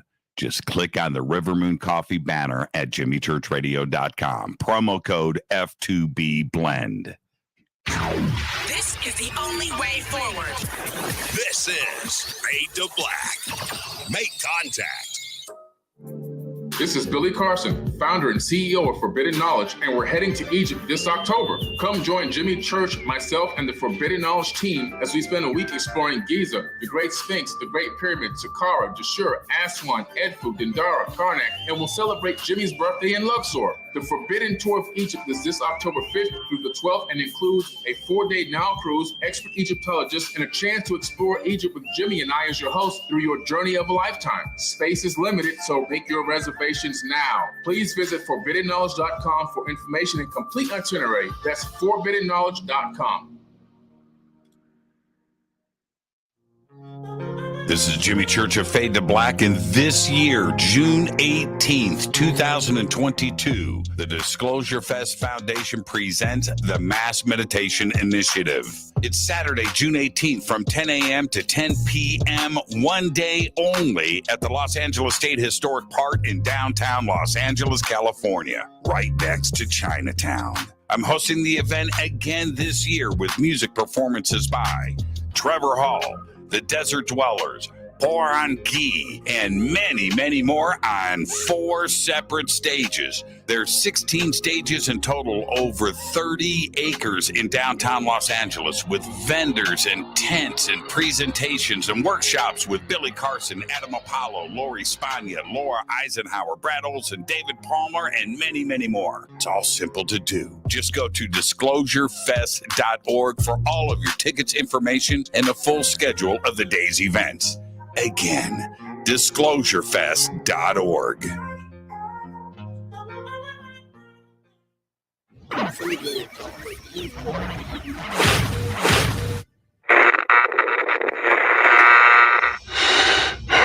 You want to know a secret? I love ponies. I really love ponies. I'm serious. I couldn't stay sane without ponies to brush. Why Fade to Black? Because you never got that pony, damn it. This is Fade to Black with Jimmy Church on the Game Changer Radio Network.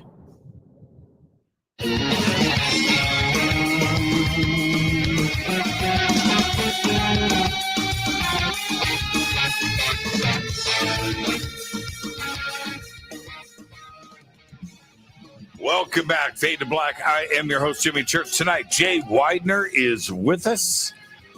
It's a full night of the Esoteric, and this ceremony is very interesting. And the point that Jay that you made, this is just darkness, right? This is it. It's an extended period, and there's a certain steps and of this let's call it a ritual, if you will, and the rejuvenation of the body. Very, very interesting.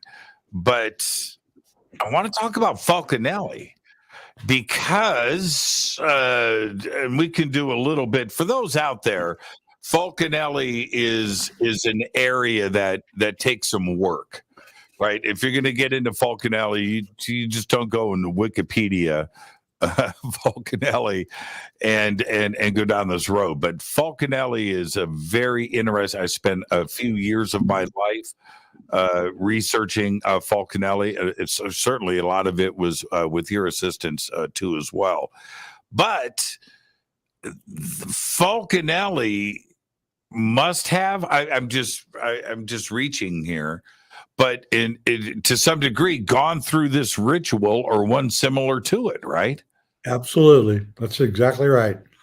They say, that Fulcanelli says that you can't that you'll study and study and study, and the secret is right in front of you, and you never see it, and then one day you see it, and you can't believe how easy it is, right? It's like, what? This is it? This is how easy it is? All this writing that I read and everything. But the thing is that well, let's start out.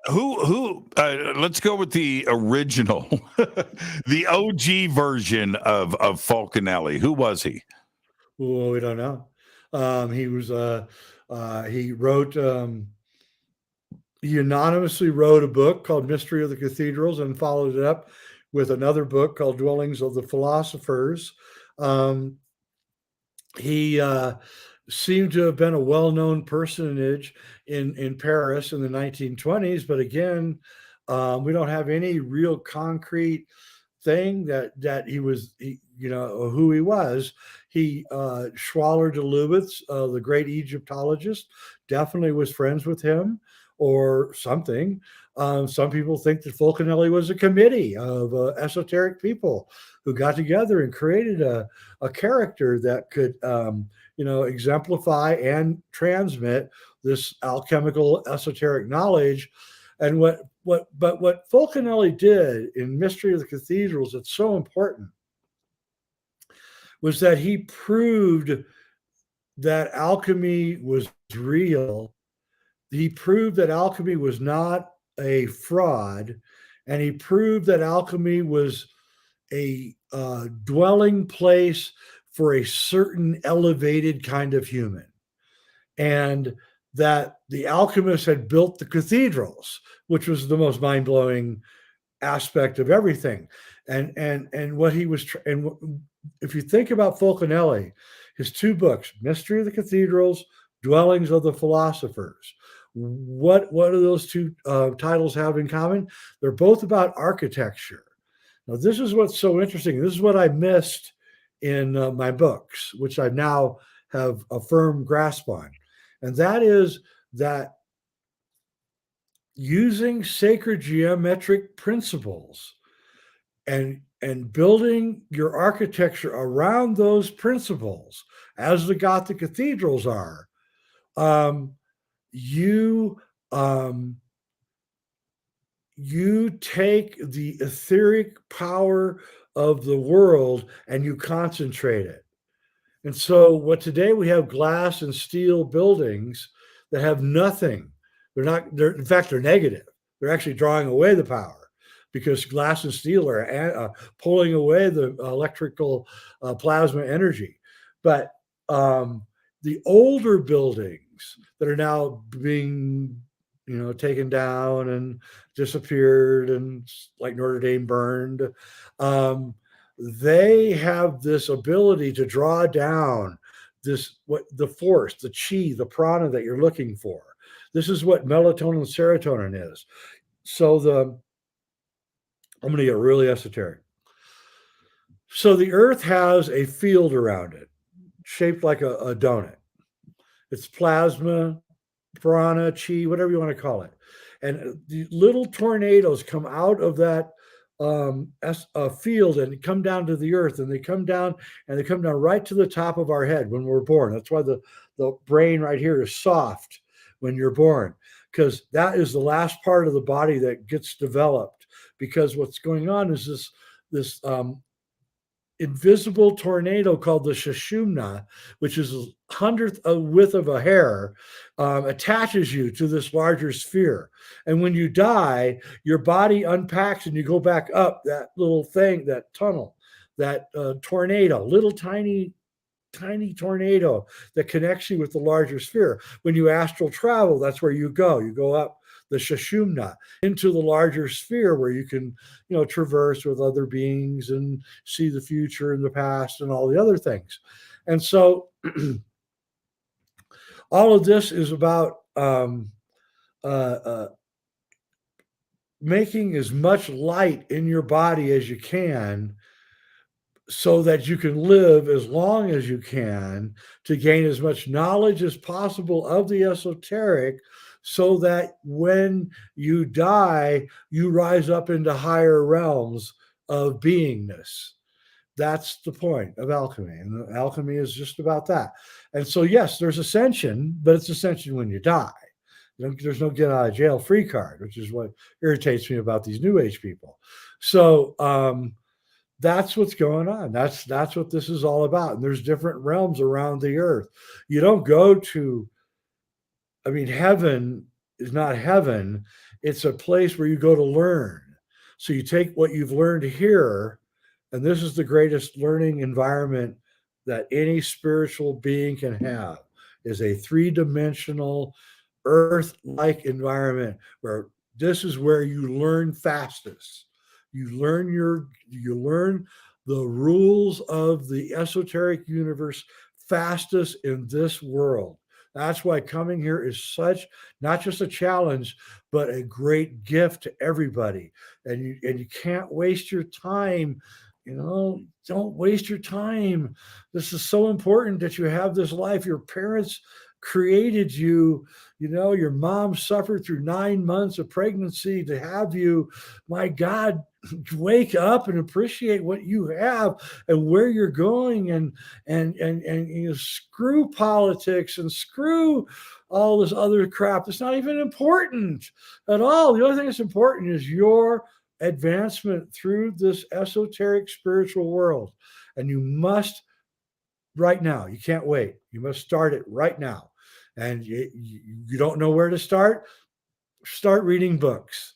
Start small. Get going big, and you'll find that the universe will open up for you in such a big way. I was in the Paris airport doing research on Fulcanelli in 1997, and this is back before the terrorism. So I left my backpack sitting in the seat, and I went to go to the bathroom, right? And as I came back, I saw a book sitting on my backpack, and it was Legends of Nostradamus in English. I was like, what? And what's going on here? And so I read it the whole trip, 8-hour flight home. I read the whole book, right? And I thought, well, I wonder what that was about. Who put that book there, right? And then about, I don't know, maybe 4 years goes by, and I get a call from someone at the History Channel. And they go, we're doing a show on Nostradamus, and we want to know if you know anything about him. I go, well, I read a book once about it. And the guy goes, come on in. And he hires me. And all of a sudden, I become this Nostradamus expert. And I'm thinking back, I'm not a Nostradamus expert. I read this one book that somebody left on my backpack in Paris. How did that happen? And then I was on like 7 or 8 History Channel shows on Nostradamus. And every time I'm not an expert on Nostradamus. You're giving me money to talk about Nostradamus. I don't know anything about Nostradamus, And finally, I started reading about him because I had to. But that's what I'm talking about. You just have to pay attention to what's going on, and everything is going on all the time. So I think it was David Byrne. David Byrne once said, everything that happens today. That's actually true. Yeah, David Byrne. Wow, well played. But talking about writing books and Fulcanelli, and the reason why I brought up this aging question. So, and the story is a complex one, and it takes an entire show just to cover what I'm about to mention here. But he had, let's just go with this. I don't want to get complex. He had an assistant. He writes Mysteries of the Cathedrals, and there was like a private printing of that first 300 run. copies. 300 copies just distributed to those in the circle. That's right. Right. Yep. Very exclusive book. With very important content, but it was just this crazy distribution list, right, of just his friends. Then now, and I'll let you fill in the blanks to this, but then in the late 1950s, his assistant from 1920 bumps into him again, hasn't seen him for this length of time, and Fulcanelli hasn't aged. right? No, he's reversed. He's He reversed. he was 80 when he saw him last. He was 50 when he saw him then. Right. And that's the Harry Potter story. So I'd never read the Harry Potter stories, but I saw the movie, right? Right. So I think the movie came out in 2004 or something like that.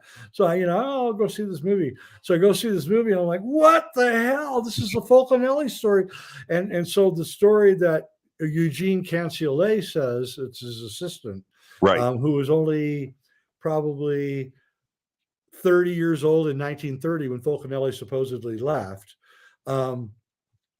And then in 1954, I think he gets a letter, an aristocratic writing with a seal, just like Harry Potter gets, telling him to go to Seville train station, just like Harry Potter has to go to the train station, right? But he doesn't go through a portal like Harry Potter. He gets picked up by a limo, blindfolded, and taken up into a castle, just like Harry Potter, where everybody dresses in medieval clothing. And they're all learning alchemy, just like they're learning in Harry Potter. And Flamel is the head of the school in Harry Potter. Nicholas Flamel is clearly one of the teachers of Fulcanelli. So clearly, J.K. Rowling had read the same stuff I had read. God bless her, she's a great writer.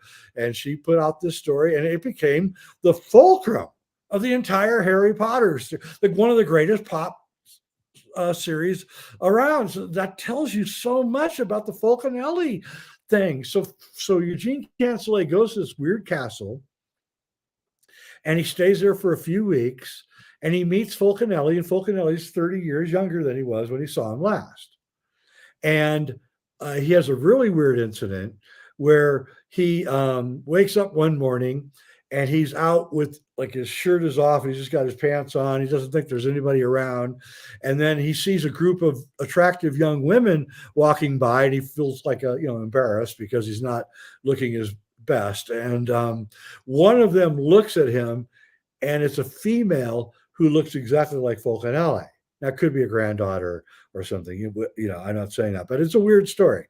And then just like Parzival, where he has this weird experience in the castle and he doesn't really know what's going on, but he's being taught all this esoteric stuff, in the legends of Parzival. That's exactly what happens to Canciale. He has all this weird stuff happen. It's like he's living in a fog this entire time. And then he just comes out of the fog, and now he's back in the Seville train station, taking a train back to Paris. And he's like, what? But what happened there, I believe, is that's where Fulcanelli gave him the new chapter, the chapter on the cross of Henday. Because they did reprint, right? They republished the book. So when the original Mystery of the Cathedrals did not have the chapter of Henday in it, but the reprint did, and the reprint happened after, just like 2 years after Canciale had his weird Harry Potter experience.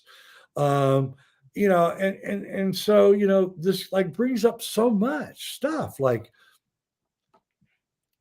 what kind of world are we living in? Really, if this stuff is real, is Fulcanelli still with us? I think he is. That was my next question. I'll tell you what I think. What I think.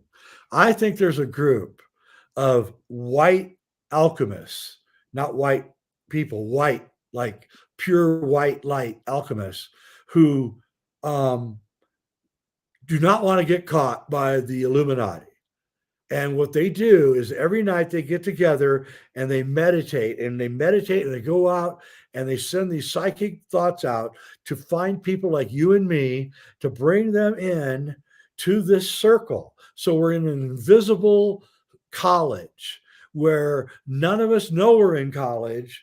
It's like Whitley Strieber's secret school. None of us know we're in the secret school, but we're in it. Right. And we're given orders, kind of, by synchronicity.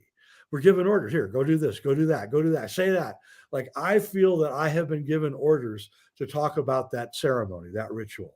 I feel like the world has reached such a place of chaos and confusion that a mature voice needs to come in and present a way for us to go back to renewal. and free of charge, by the way. No doctors, no shamans, no priests, free of charge. Just, you just need some friends. And I believe that's what we're about right now. Is we're at the cusp of Pisces and Aquarius, and the Aquarians are now starting to speak up and say, no more secrets. We're not doing that no more. We're going to be completely open with each other. We're going to tell each other exactly what's going on.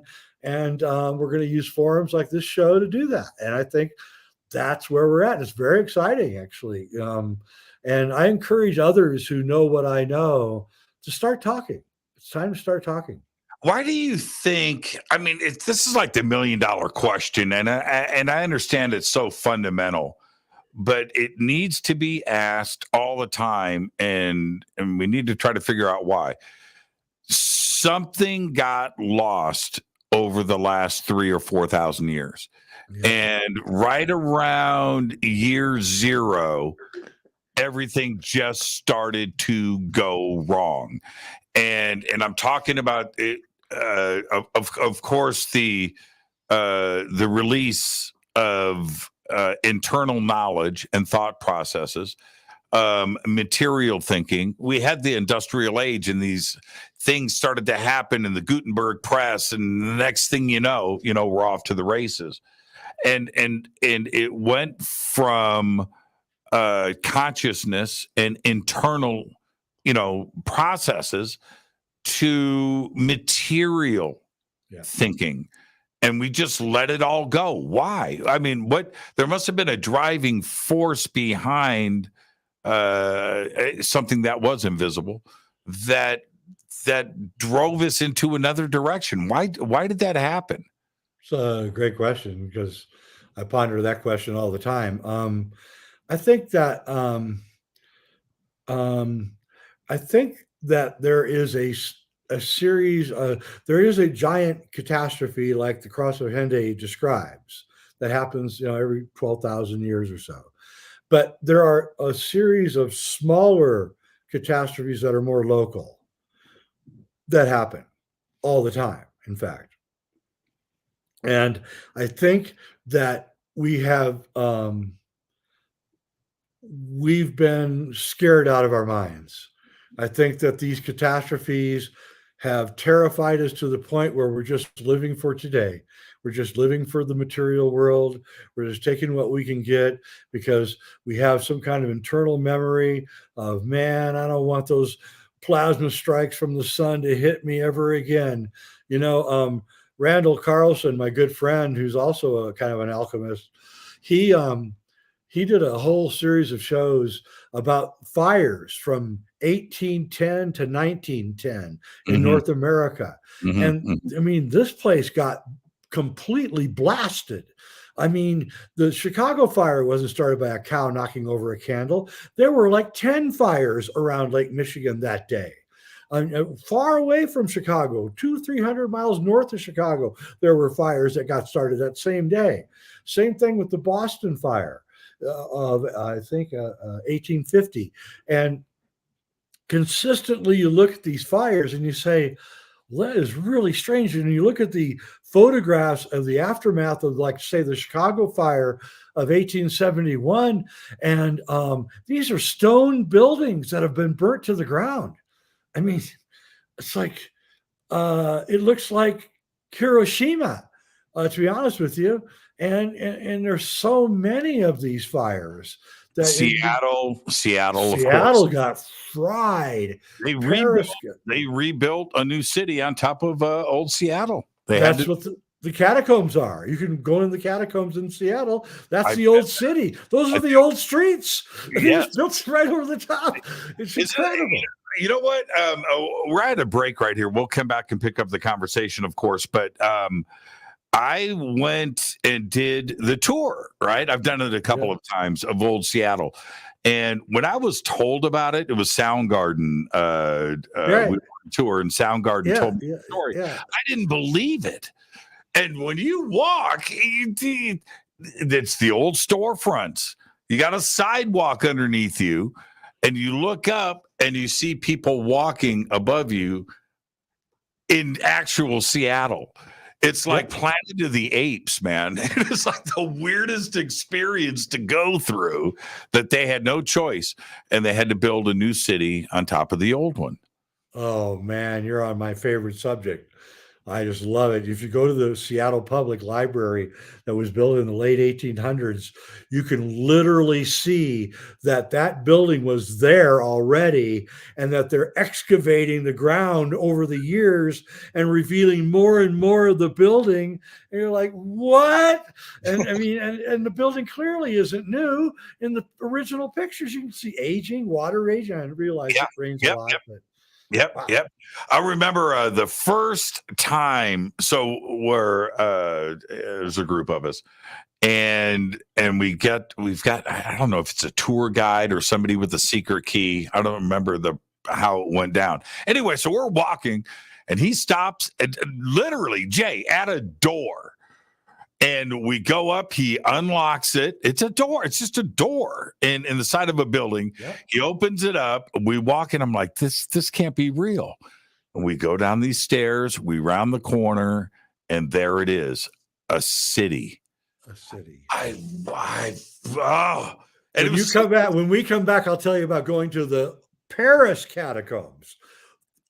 6 million dead skeletons in the Paris catacombs, right under Paris. Not me. Okay. Not me. Okay. So when we come back, let's chat about that. And I just, asked about how and when we went wrong, right? For 2,000 years. For 2,000 years, 2,000 years. From 3000 BC to 1000 BC, they had it all together. They lived 2,000 years without a war, right? 2,000 years of enlightenment, of knowledge, of working on the self. 2,000 years. It's mind-blowing to me, and then how it can all just get unraveled. Let's take our break right here. This is Fade to Black. Our guest tonight, Jay Weidner.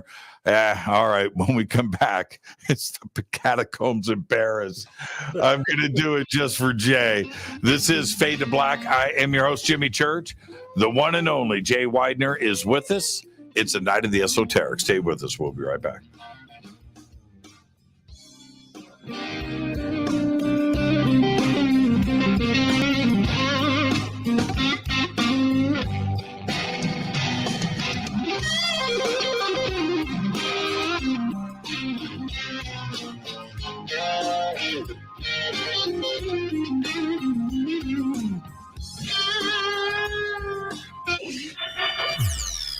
You're listening to Jimmy Church and Fade to Black on the X. Hey, what up, y'all? It's your girl Vivica Fox here, and you are listening to my boy, Jimmy Church, on JimmyChurchRadio.com. Despite popular opinion, reading a book will not make you smarter. But listening to Jimmy Church will.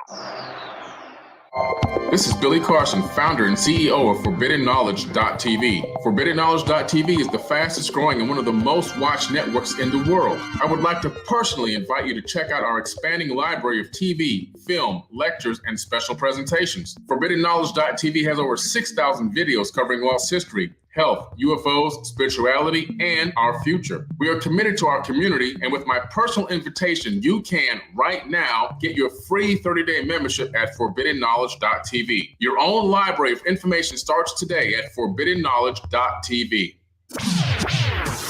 Your 1 million gigawatt paranormal powerhouse, KUNX-DB, the X. Are you ready to read about true paranormal events? Unex Media publishes nonfiction books about UFOs, ghosts and haunted places, time anomalies, cryptid creatures, and more. Just like KUNX-DB Radio, it's all about unexplained phenomena. Visit www.unxmedia.com to see our list of great book titles by Debbie Ziegelmeyer, Gene Walker, Devin Listrom, Wayne Lawrence, Bill Spicer, and yours truly, Margie Kay. That's unxmedia.com. When you take the beans from Central America with dashes of Indonesian and African mixed in and then roast it to the dark side of fade to black, you create the ultimate brew of fringe. Introducing the Fade to Black blend from River Moon Coffee. Yes, River Moon's darkest customized roast was created for the love of Fade to Black. The alchemy of masterful roasting and smoking the beans is in every sip of this full-bodied, dark Java. I need my coffee dark, deep, with distinct bittersweet chocolate highlights, just like the bunker. Leaning further into the darkness of the roast is Fade to Black blend from River Moon Coffee. Just click on the banner at jimmychurchradio.com and use the promo code F2BBLEND for 15% off of your order today. This is Billy Carson with ForbiddenKnowledge.tv.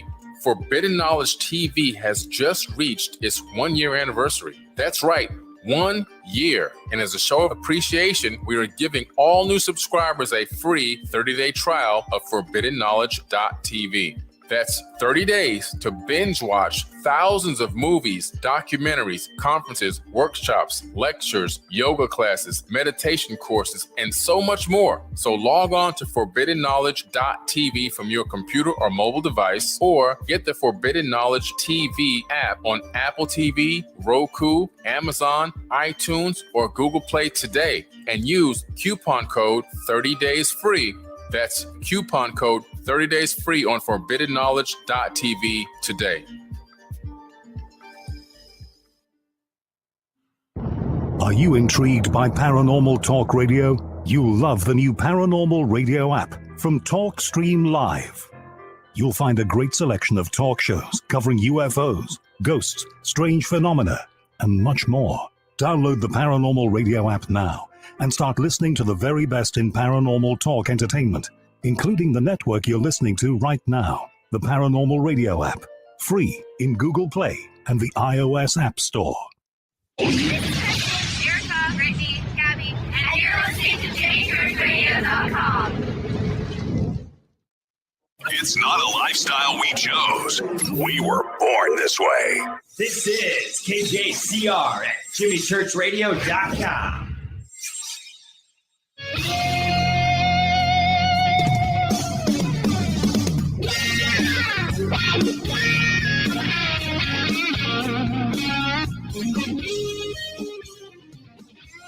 Welcome back. Fade to Black. I am your host, Jimmy Church. Overtime with Jay Weidner. And every time I hear that track, man, Doug Aldrich takes me there.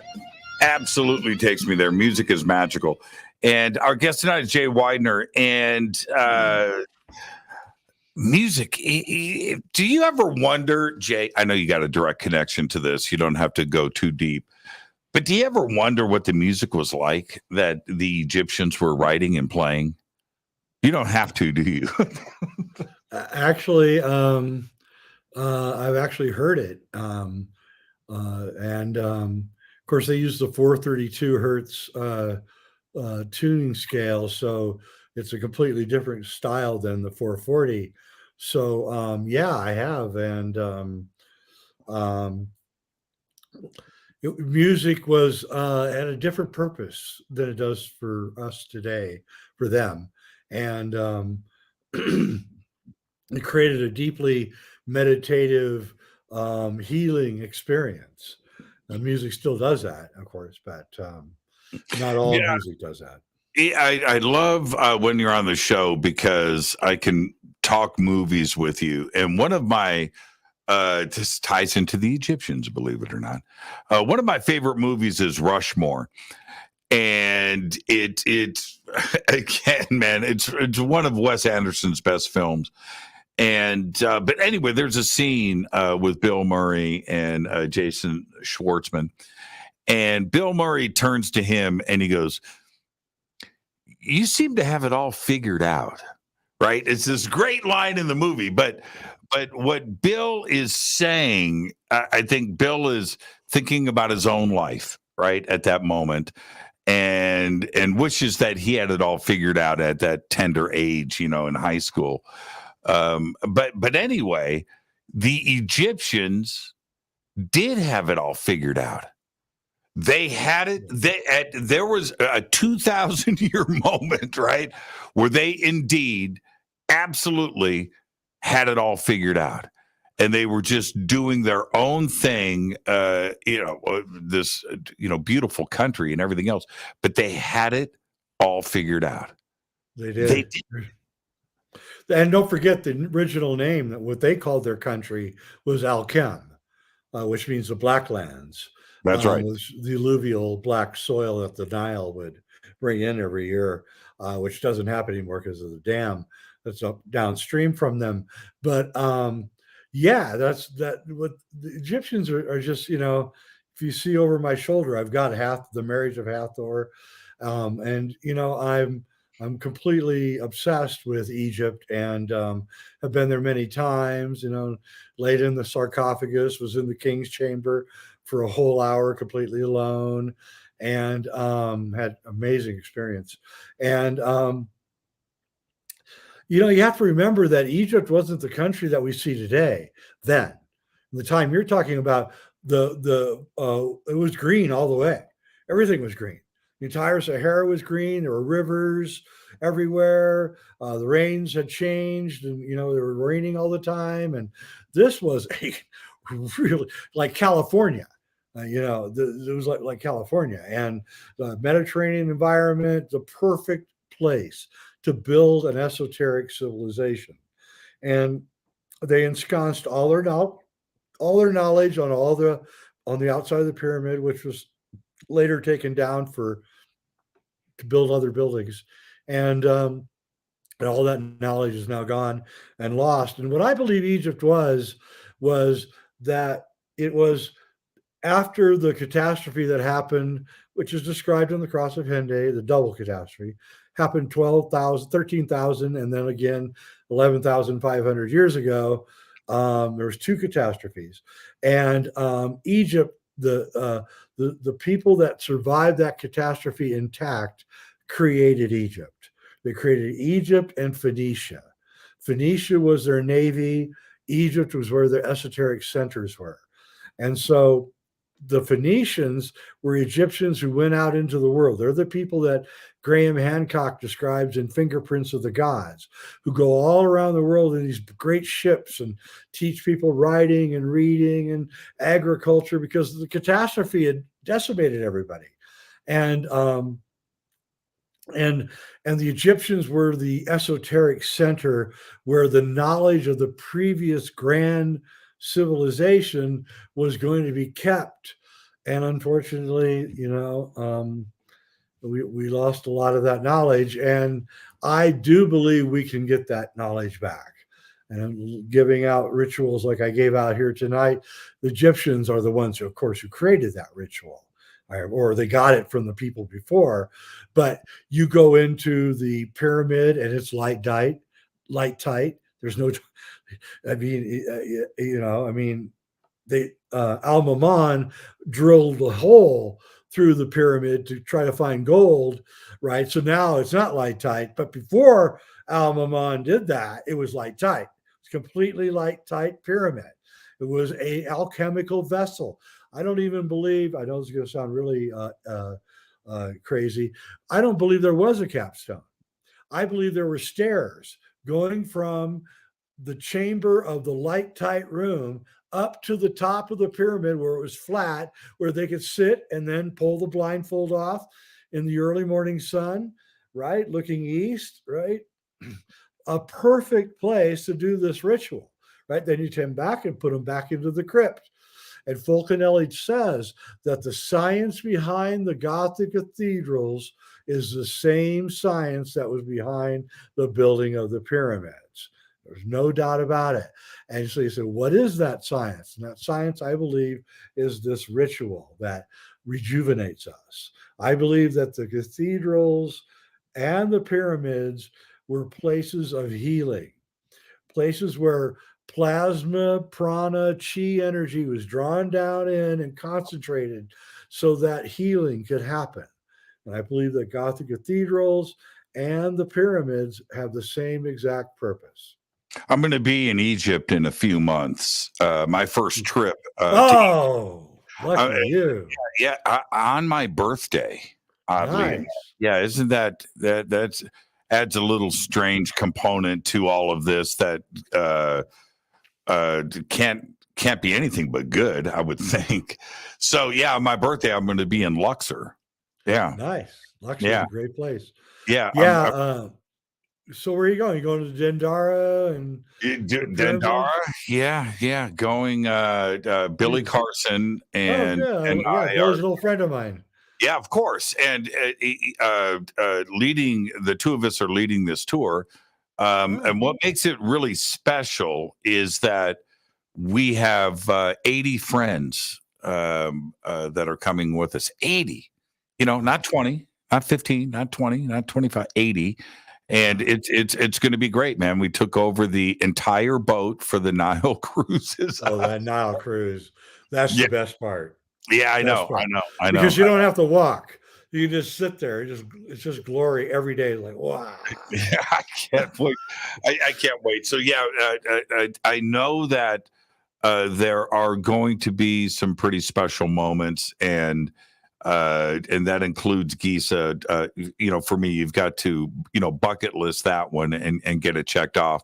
And I'm looking forward to all of this because I want to feel and I want to see what the Egyptians knew, and the only way to do that is put your feet on that dirt, and walk. Yeah, well, you're also going to have the chance to go to the brand new Cairo Museum, which I hear is absolutely killer.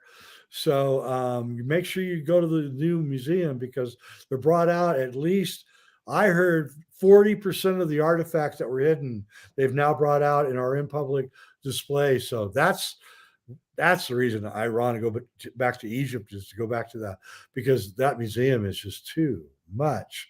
I mean, okay, there are hieroglyphs in granite in Egypt that I have stuck a tiny little paper clip. I straightened out a paper clip, right? And I stuck it down into the hieroglyph is this big, thousands of them on a rock, right? It was 3 inches deep. Shut up. No, it wasn't. You will see them. You'll see them. They'll show it. If you've got a good guide, he'll show you these things. Wow. And you say, well, why would they do that? And how did they do that? Right. And the why is, well, I guess erosion, right? They wanted to make sure that it stayed intact. No matter what erosion would happen, the knowledge would stay there. So they put it deep. But how? It doesn't make any sense. Yeah. Chicken bones, Jay. Chicken. Yeah, right. What's red granite with a really good wishbone, right? That you break in half. And do you ever ponder? And I do. If Egypt wasn't invaded, invaded again and again and again. But by those that wanted what Egypt had, right? Because it was a miracle going on there for a couple of thousand years. And everybody was talking. Plato shows up. Plato, what was so interesting, and Socrates, what they literally said, philosophy started in Egypt, and that's where I learned it. Right. And everybody wants to think about philosophy in Greece. And I get that. No. No. I understand why. But philosophy started in Egypt 2,000 years before Plato. That's right. That's crazy town to me. So this is the question. What if Egypt was never invaded? Do we have computers by the year 100 AD, right? I mean, No, really. I'm not being facetious here. Exactly. And this is the problem with civilization, is every time that we create a great advanced civilization, it falls apart because all the people want to come into that place because there's work, because it's successful, and they destroy it. And this happens over and over. It's one of the most frustrating things. So what we need to do is create a planetary Egypt where no one can invade us because we're all doing it. We're all on the same side. Yeah. Yeah, that's kind of what I'm trying to do here. I'm kind of hoping that we recreate Egypt on the planet. We devote our buildings and our architecture and our philosophy and everything to this kind of esoteric belief that we are incredible beings and that we have limitless powers. And once we accept that that's what we are, then we can become that. But all our society does is put restrictions on us and tell us that we aren't that way. And Right. that's what's blocking us from it. Just remember my story of the rich guy who became whatever he wanted to become because he's lucid dreaming. That's what we need to do, is come out of our dream and become lucid dreamers. That's what the Egyptians were, by the way. They were lucid dreamers. 100%. How did they make those buildings? Come on. You'll see them. You tell me. How in the hell do they make those? I know. I've been talking about it for so long, and I'm finally going to be able to see that. You had your rich guy. I'm going to share this. There's no way that this guy is still around. This was 30, almost 40 years ago. His name was Delaney. And when I met him, he was in his 60s, early 60s, and black guy. And I worked with him. Well, one morning I came into work. This is 84 in Pasadena. And it's early in the morning. I'm there early. It's 7 a.m. And I get there. I've got coffee for the both of us, maybe a bag of donuts or something.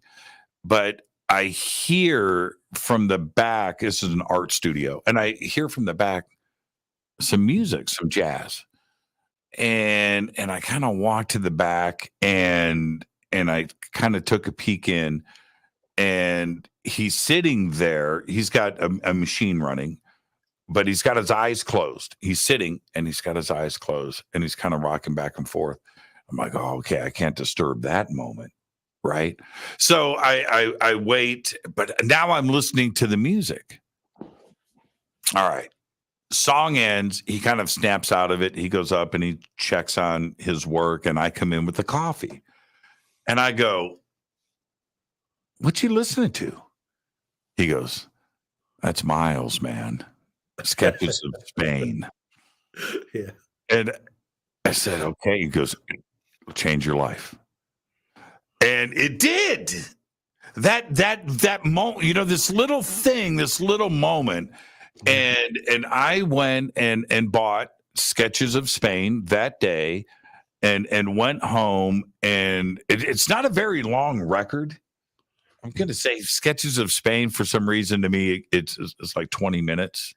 Yeah. It's not an hour. Yeah. But holy crap. And Delaney, who is, he's been gone for a while now, I'm sure. But that thing that he took me through, we've all heard Miles, but it's another thing when you get introduced to it at that level and you are told this will change your life. And I felt it, and I saw what he was doing, man. Jay, he was like this, right? He was in the moment, and I went there, and every time I listen to Sketches of Spain, I go back to that period, and it's so great to have somebody that changes your life like that.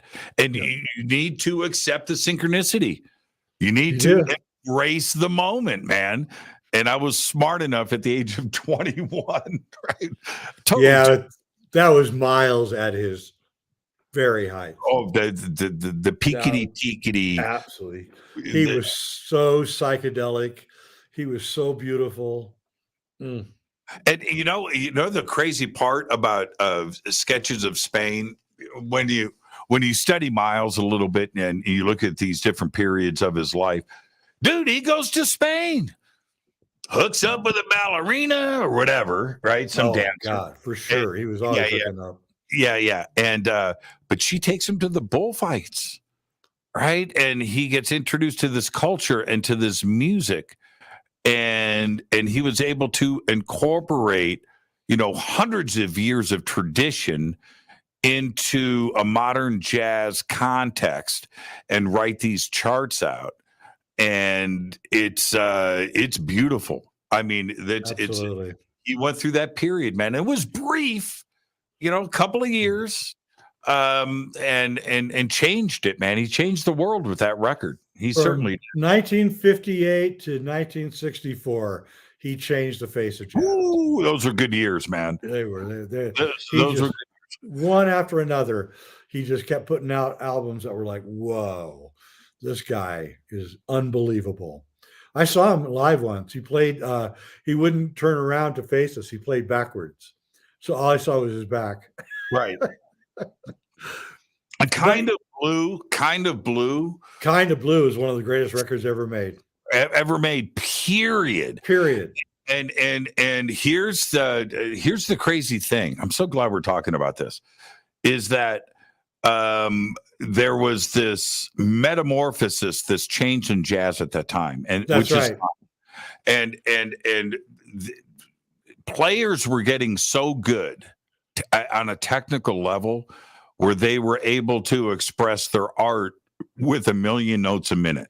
And I do love that. I love that gymnastics thing, and you can feel the emotion and with 1 million notes. But Miles is like, no way. Those famous quotes. No. You can do that. You could do that, if you want, but not on my record. And so Miles took the emotion of 1 million notes a minute and did it with 2. Well, right? he said once, I think he said, anybody can play fast, but playing slow, that's really hard. That's really hard, man. and with Miles, I've if I ever really like encapsulate my thought process with Miles, it was never his last note. It was the note after the last note. Yeah. Right. Yeah. It was, and you're just waiting for it.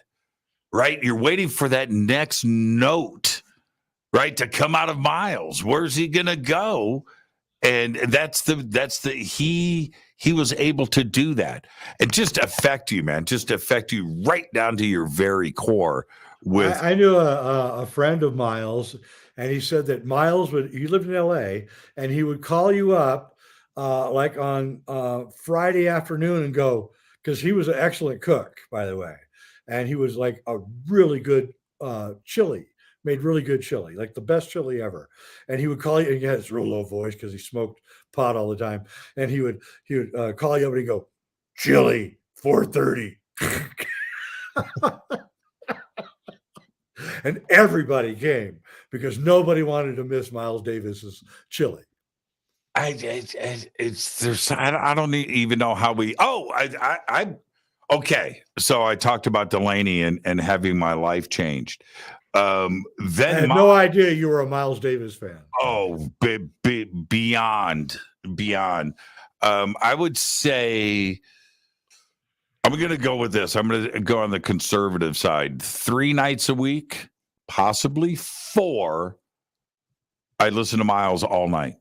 That's it. All night in my sleep. I start, and I've got my playlist. I've got many of them, and I'll go through it, man. You know what? Now that I'm thinking about it, that was the climax of jazz. Now that I think about it, that was actually. Yeah, and it kind of was, because if you go through to Bitcher's Brew, okay, so which takes me to Paris and the catacombs. Oh yeah, because Miles loved Paris, by the way. Miles loved Paris, and it was as did some of the greatest in jazz that happened to all be in French that loved it. Yeah, and he goes to Paris and changes the game again. And what is it about Paris? So you wanted to share us briefly. I wanted to circle this back into the catacombs. Yeah. So the catacombs are literally a city underneath Paris. And it's the weirdest thing. It's like Seattle. So it's like, where did this come from? how did this get here? And why is there a city up there, like 10 stories up there? And then you go in there, and I had to bribe my way to get into the secret catacomb areas, not the tourist ones. And there are skulls everywhere. There are skeletons. I've never seen so many skulls and skeletons in my life. And they're like telling me there's 6 million people buried in the catacombs under Paris, which I don't buy, by the way. I think it's more like 1 million maybe. But come on, 6 million people. And they say they moved them there in the 1700s. Come on, man. The population of Europe wasn't 6 million at that time. And where the 6 million bodies come from, and why are the whole thing is so weird. And then they did excavation, which I'm sure you know about, where they dug down and they found whole buildings underneath the buildings that are in Paris, down like 40, 50 feet. There are buildings with windows and doors, and these are what the catacombs are. You're walking through buildings. You're opening up doors and you're going through buildings, and there's stuff here, and you're like, what and how did this happen? Where did all the dirt come from, right, that buried this thing? Right. And where did all the bodies come from? Who are these people? And a lot of it's just random. And you can also see that, crazy Parisians have come in and created pyramids of skulls. And I've seen that. Yeah. Yeah. And, what's the vibration like down there? Really dark. Yeah. Like death and darkness, and you just want to get out. The only reason I was in there is I was just so curious. I couldn't believe that this thing existed under Paris. And I don't know where it came from. I mean, same thing with Seattle. How did it is almost like some kind of thing happened which flooded over Seattle, and then they had to rebuild it again. Yeah, right? well, they had a fire. Originally, they had the fire. Yeah, they had a fire. What happened was it was plumbing. Okay, so the toilets in Seattle were backing up, and the tides would come in, and so they had to have plumbing. So if you had a toilet, you had a toilet on the second floor of your building or third floor if you had it. But old Seattle, everything still too close to the sea. It was stinky. It was bad engineering, but the whole city was built. So they had a complex problem in front of them with legislation. How can we afford to do this? But this is a stinky situation, right? It's like really bad. Well, then the fires came, and when that happened, they went, okay, well, you know what? We can't have stinky toilets. We need to build up here, and that's what happened. So it was swampy. Yeah, it was really swampy, and they had to build above the swamp. Yeah, and that makes sense. Yeah, there's a little more to the story, but it all happened at the same time, and the opportunity presented themselves where they knew they had to do it. Now they had to do it, right, because of the fire. So, but it was plumbing that I know it's weird. I know it sounds funky, really funky, but not really. Now with the amount of rain and so close to the water there, I can see where you'd have a lot of problems. Yeah. And these toilets, man, they're just not septics for us. You couldn't have a septic. I mean, it would be impossible because the water would fill the septic up. Jay, you're the absolute very best, man. What a great conversation tonight. It's always great. What's the deal? When do you put out your new stuff? I just do my reality check show. I do 2 shows a week. Wednesday, I'm reading my book, Monument to the End of Time, that I did with the late, great Vincent Bridges. And on Saturday night, I do just like, I'm trying to impart as much esoteric information as I can, because the world is in such a weird crisis that I think that we need a positive way to change so that we can get away from all this negativity. It's the only way to go, man. Yeah, appreciate it. We all love you, Jimmy. I love you back, Jay. We all love you. And just on behalf of everybody, man, thank you, Jay. You're the absolute very best. Well, thank you. Good night. Jay Weidner. All of Jay's links are over at jimmychurchradio.com, and we've got everything up right there. So go follow, like, and subscribe to Mr. Jay Weidner. What a great conversation tonight. Jay is the absolute best. The absolute best. Didn't know you were a Miles fan. I didn't know that about you either, Jay. Fade to Black is produced by Hilton J. Palm, Renee, Dennis, and Kevin. Announcers are Steve Harder, Gene Vitolo, Mark D. Kovar. Webmaster is Drew the Geek. Music, Doug Aldrich. Intro, Spaceboy. SpaceboyMusic.com. Fade to Black is produced by KJCR for the Game Changer Network. This broadcast owned and copyrighted 2022 by Fade to Black and the Game Changer Network, Inc. It cannot be rebroadcast, downloaded, copied, or used anywhere in the known universe without written permission from Fade to Black or the Game Changer Network. I'm your host, Jimmy Church. Tomorrow night, Randall Nickerson is here, director of the new film, Aerial Phenomenon. It releases on May 20th. He's with us tomorrow night. Until then, I want you to be safe. It's time to fade to black.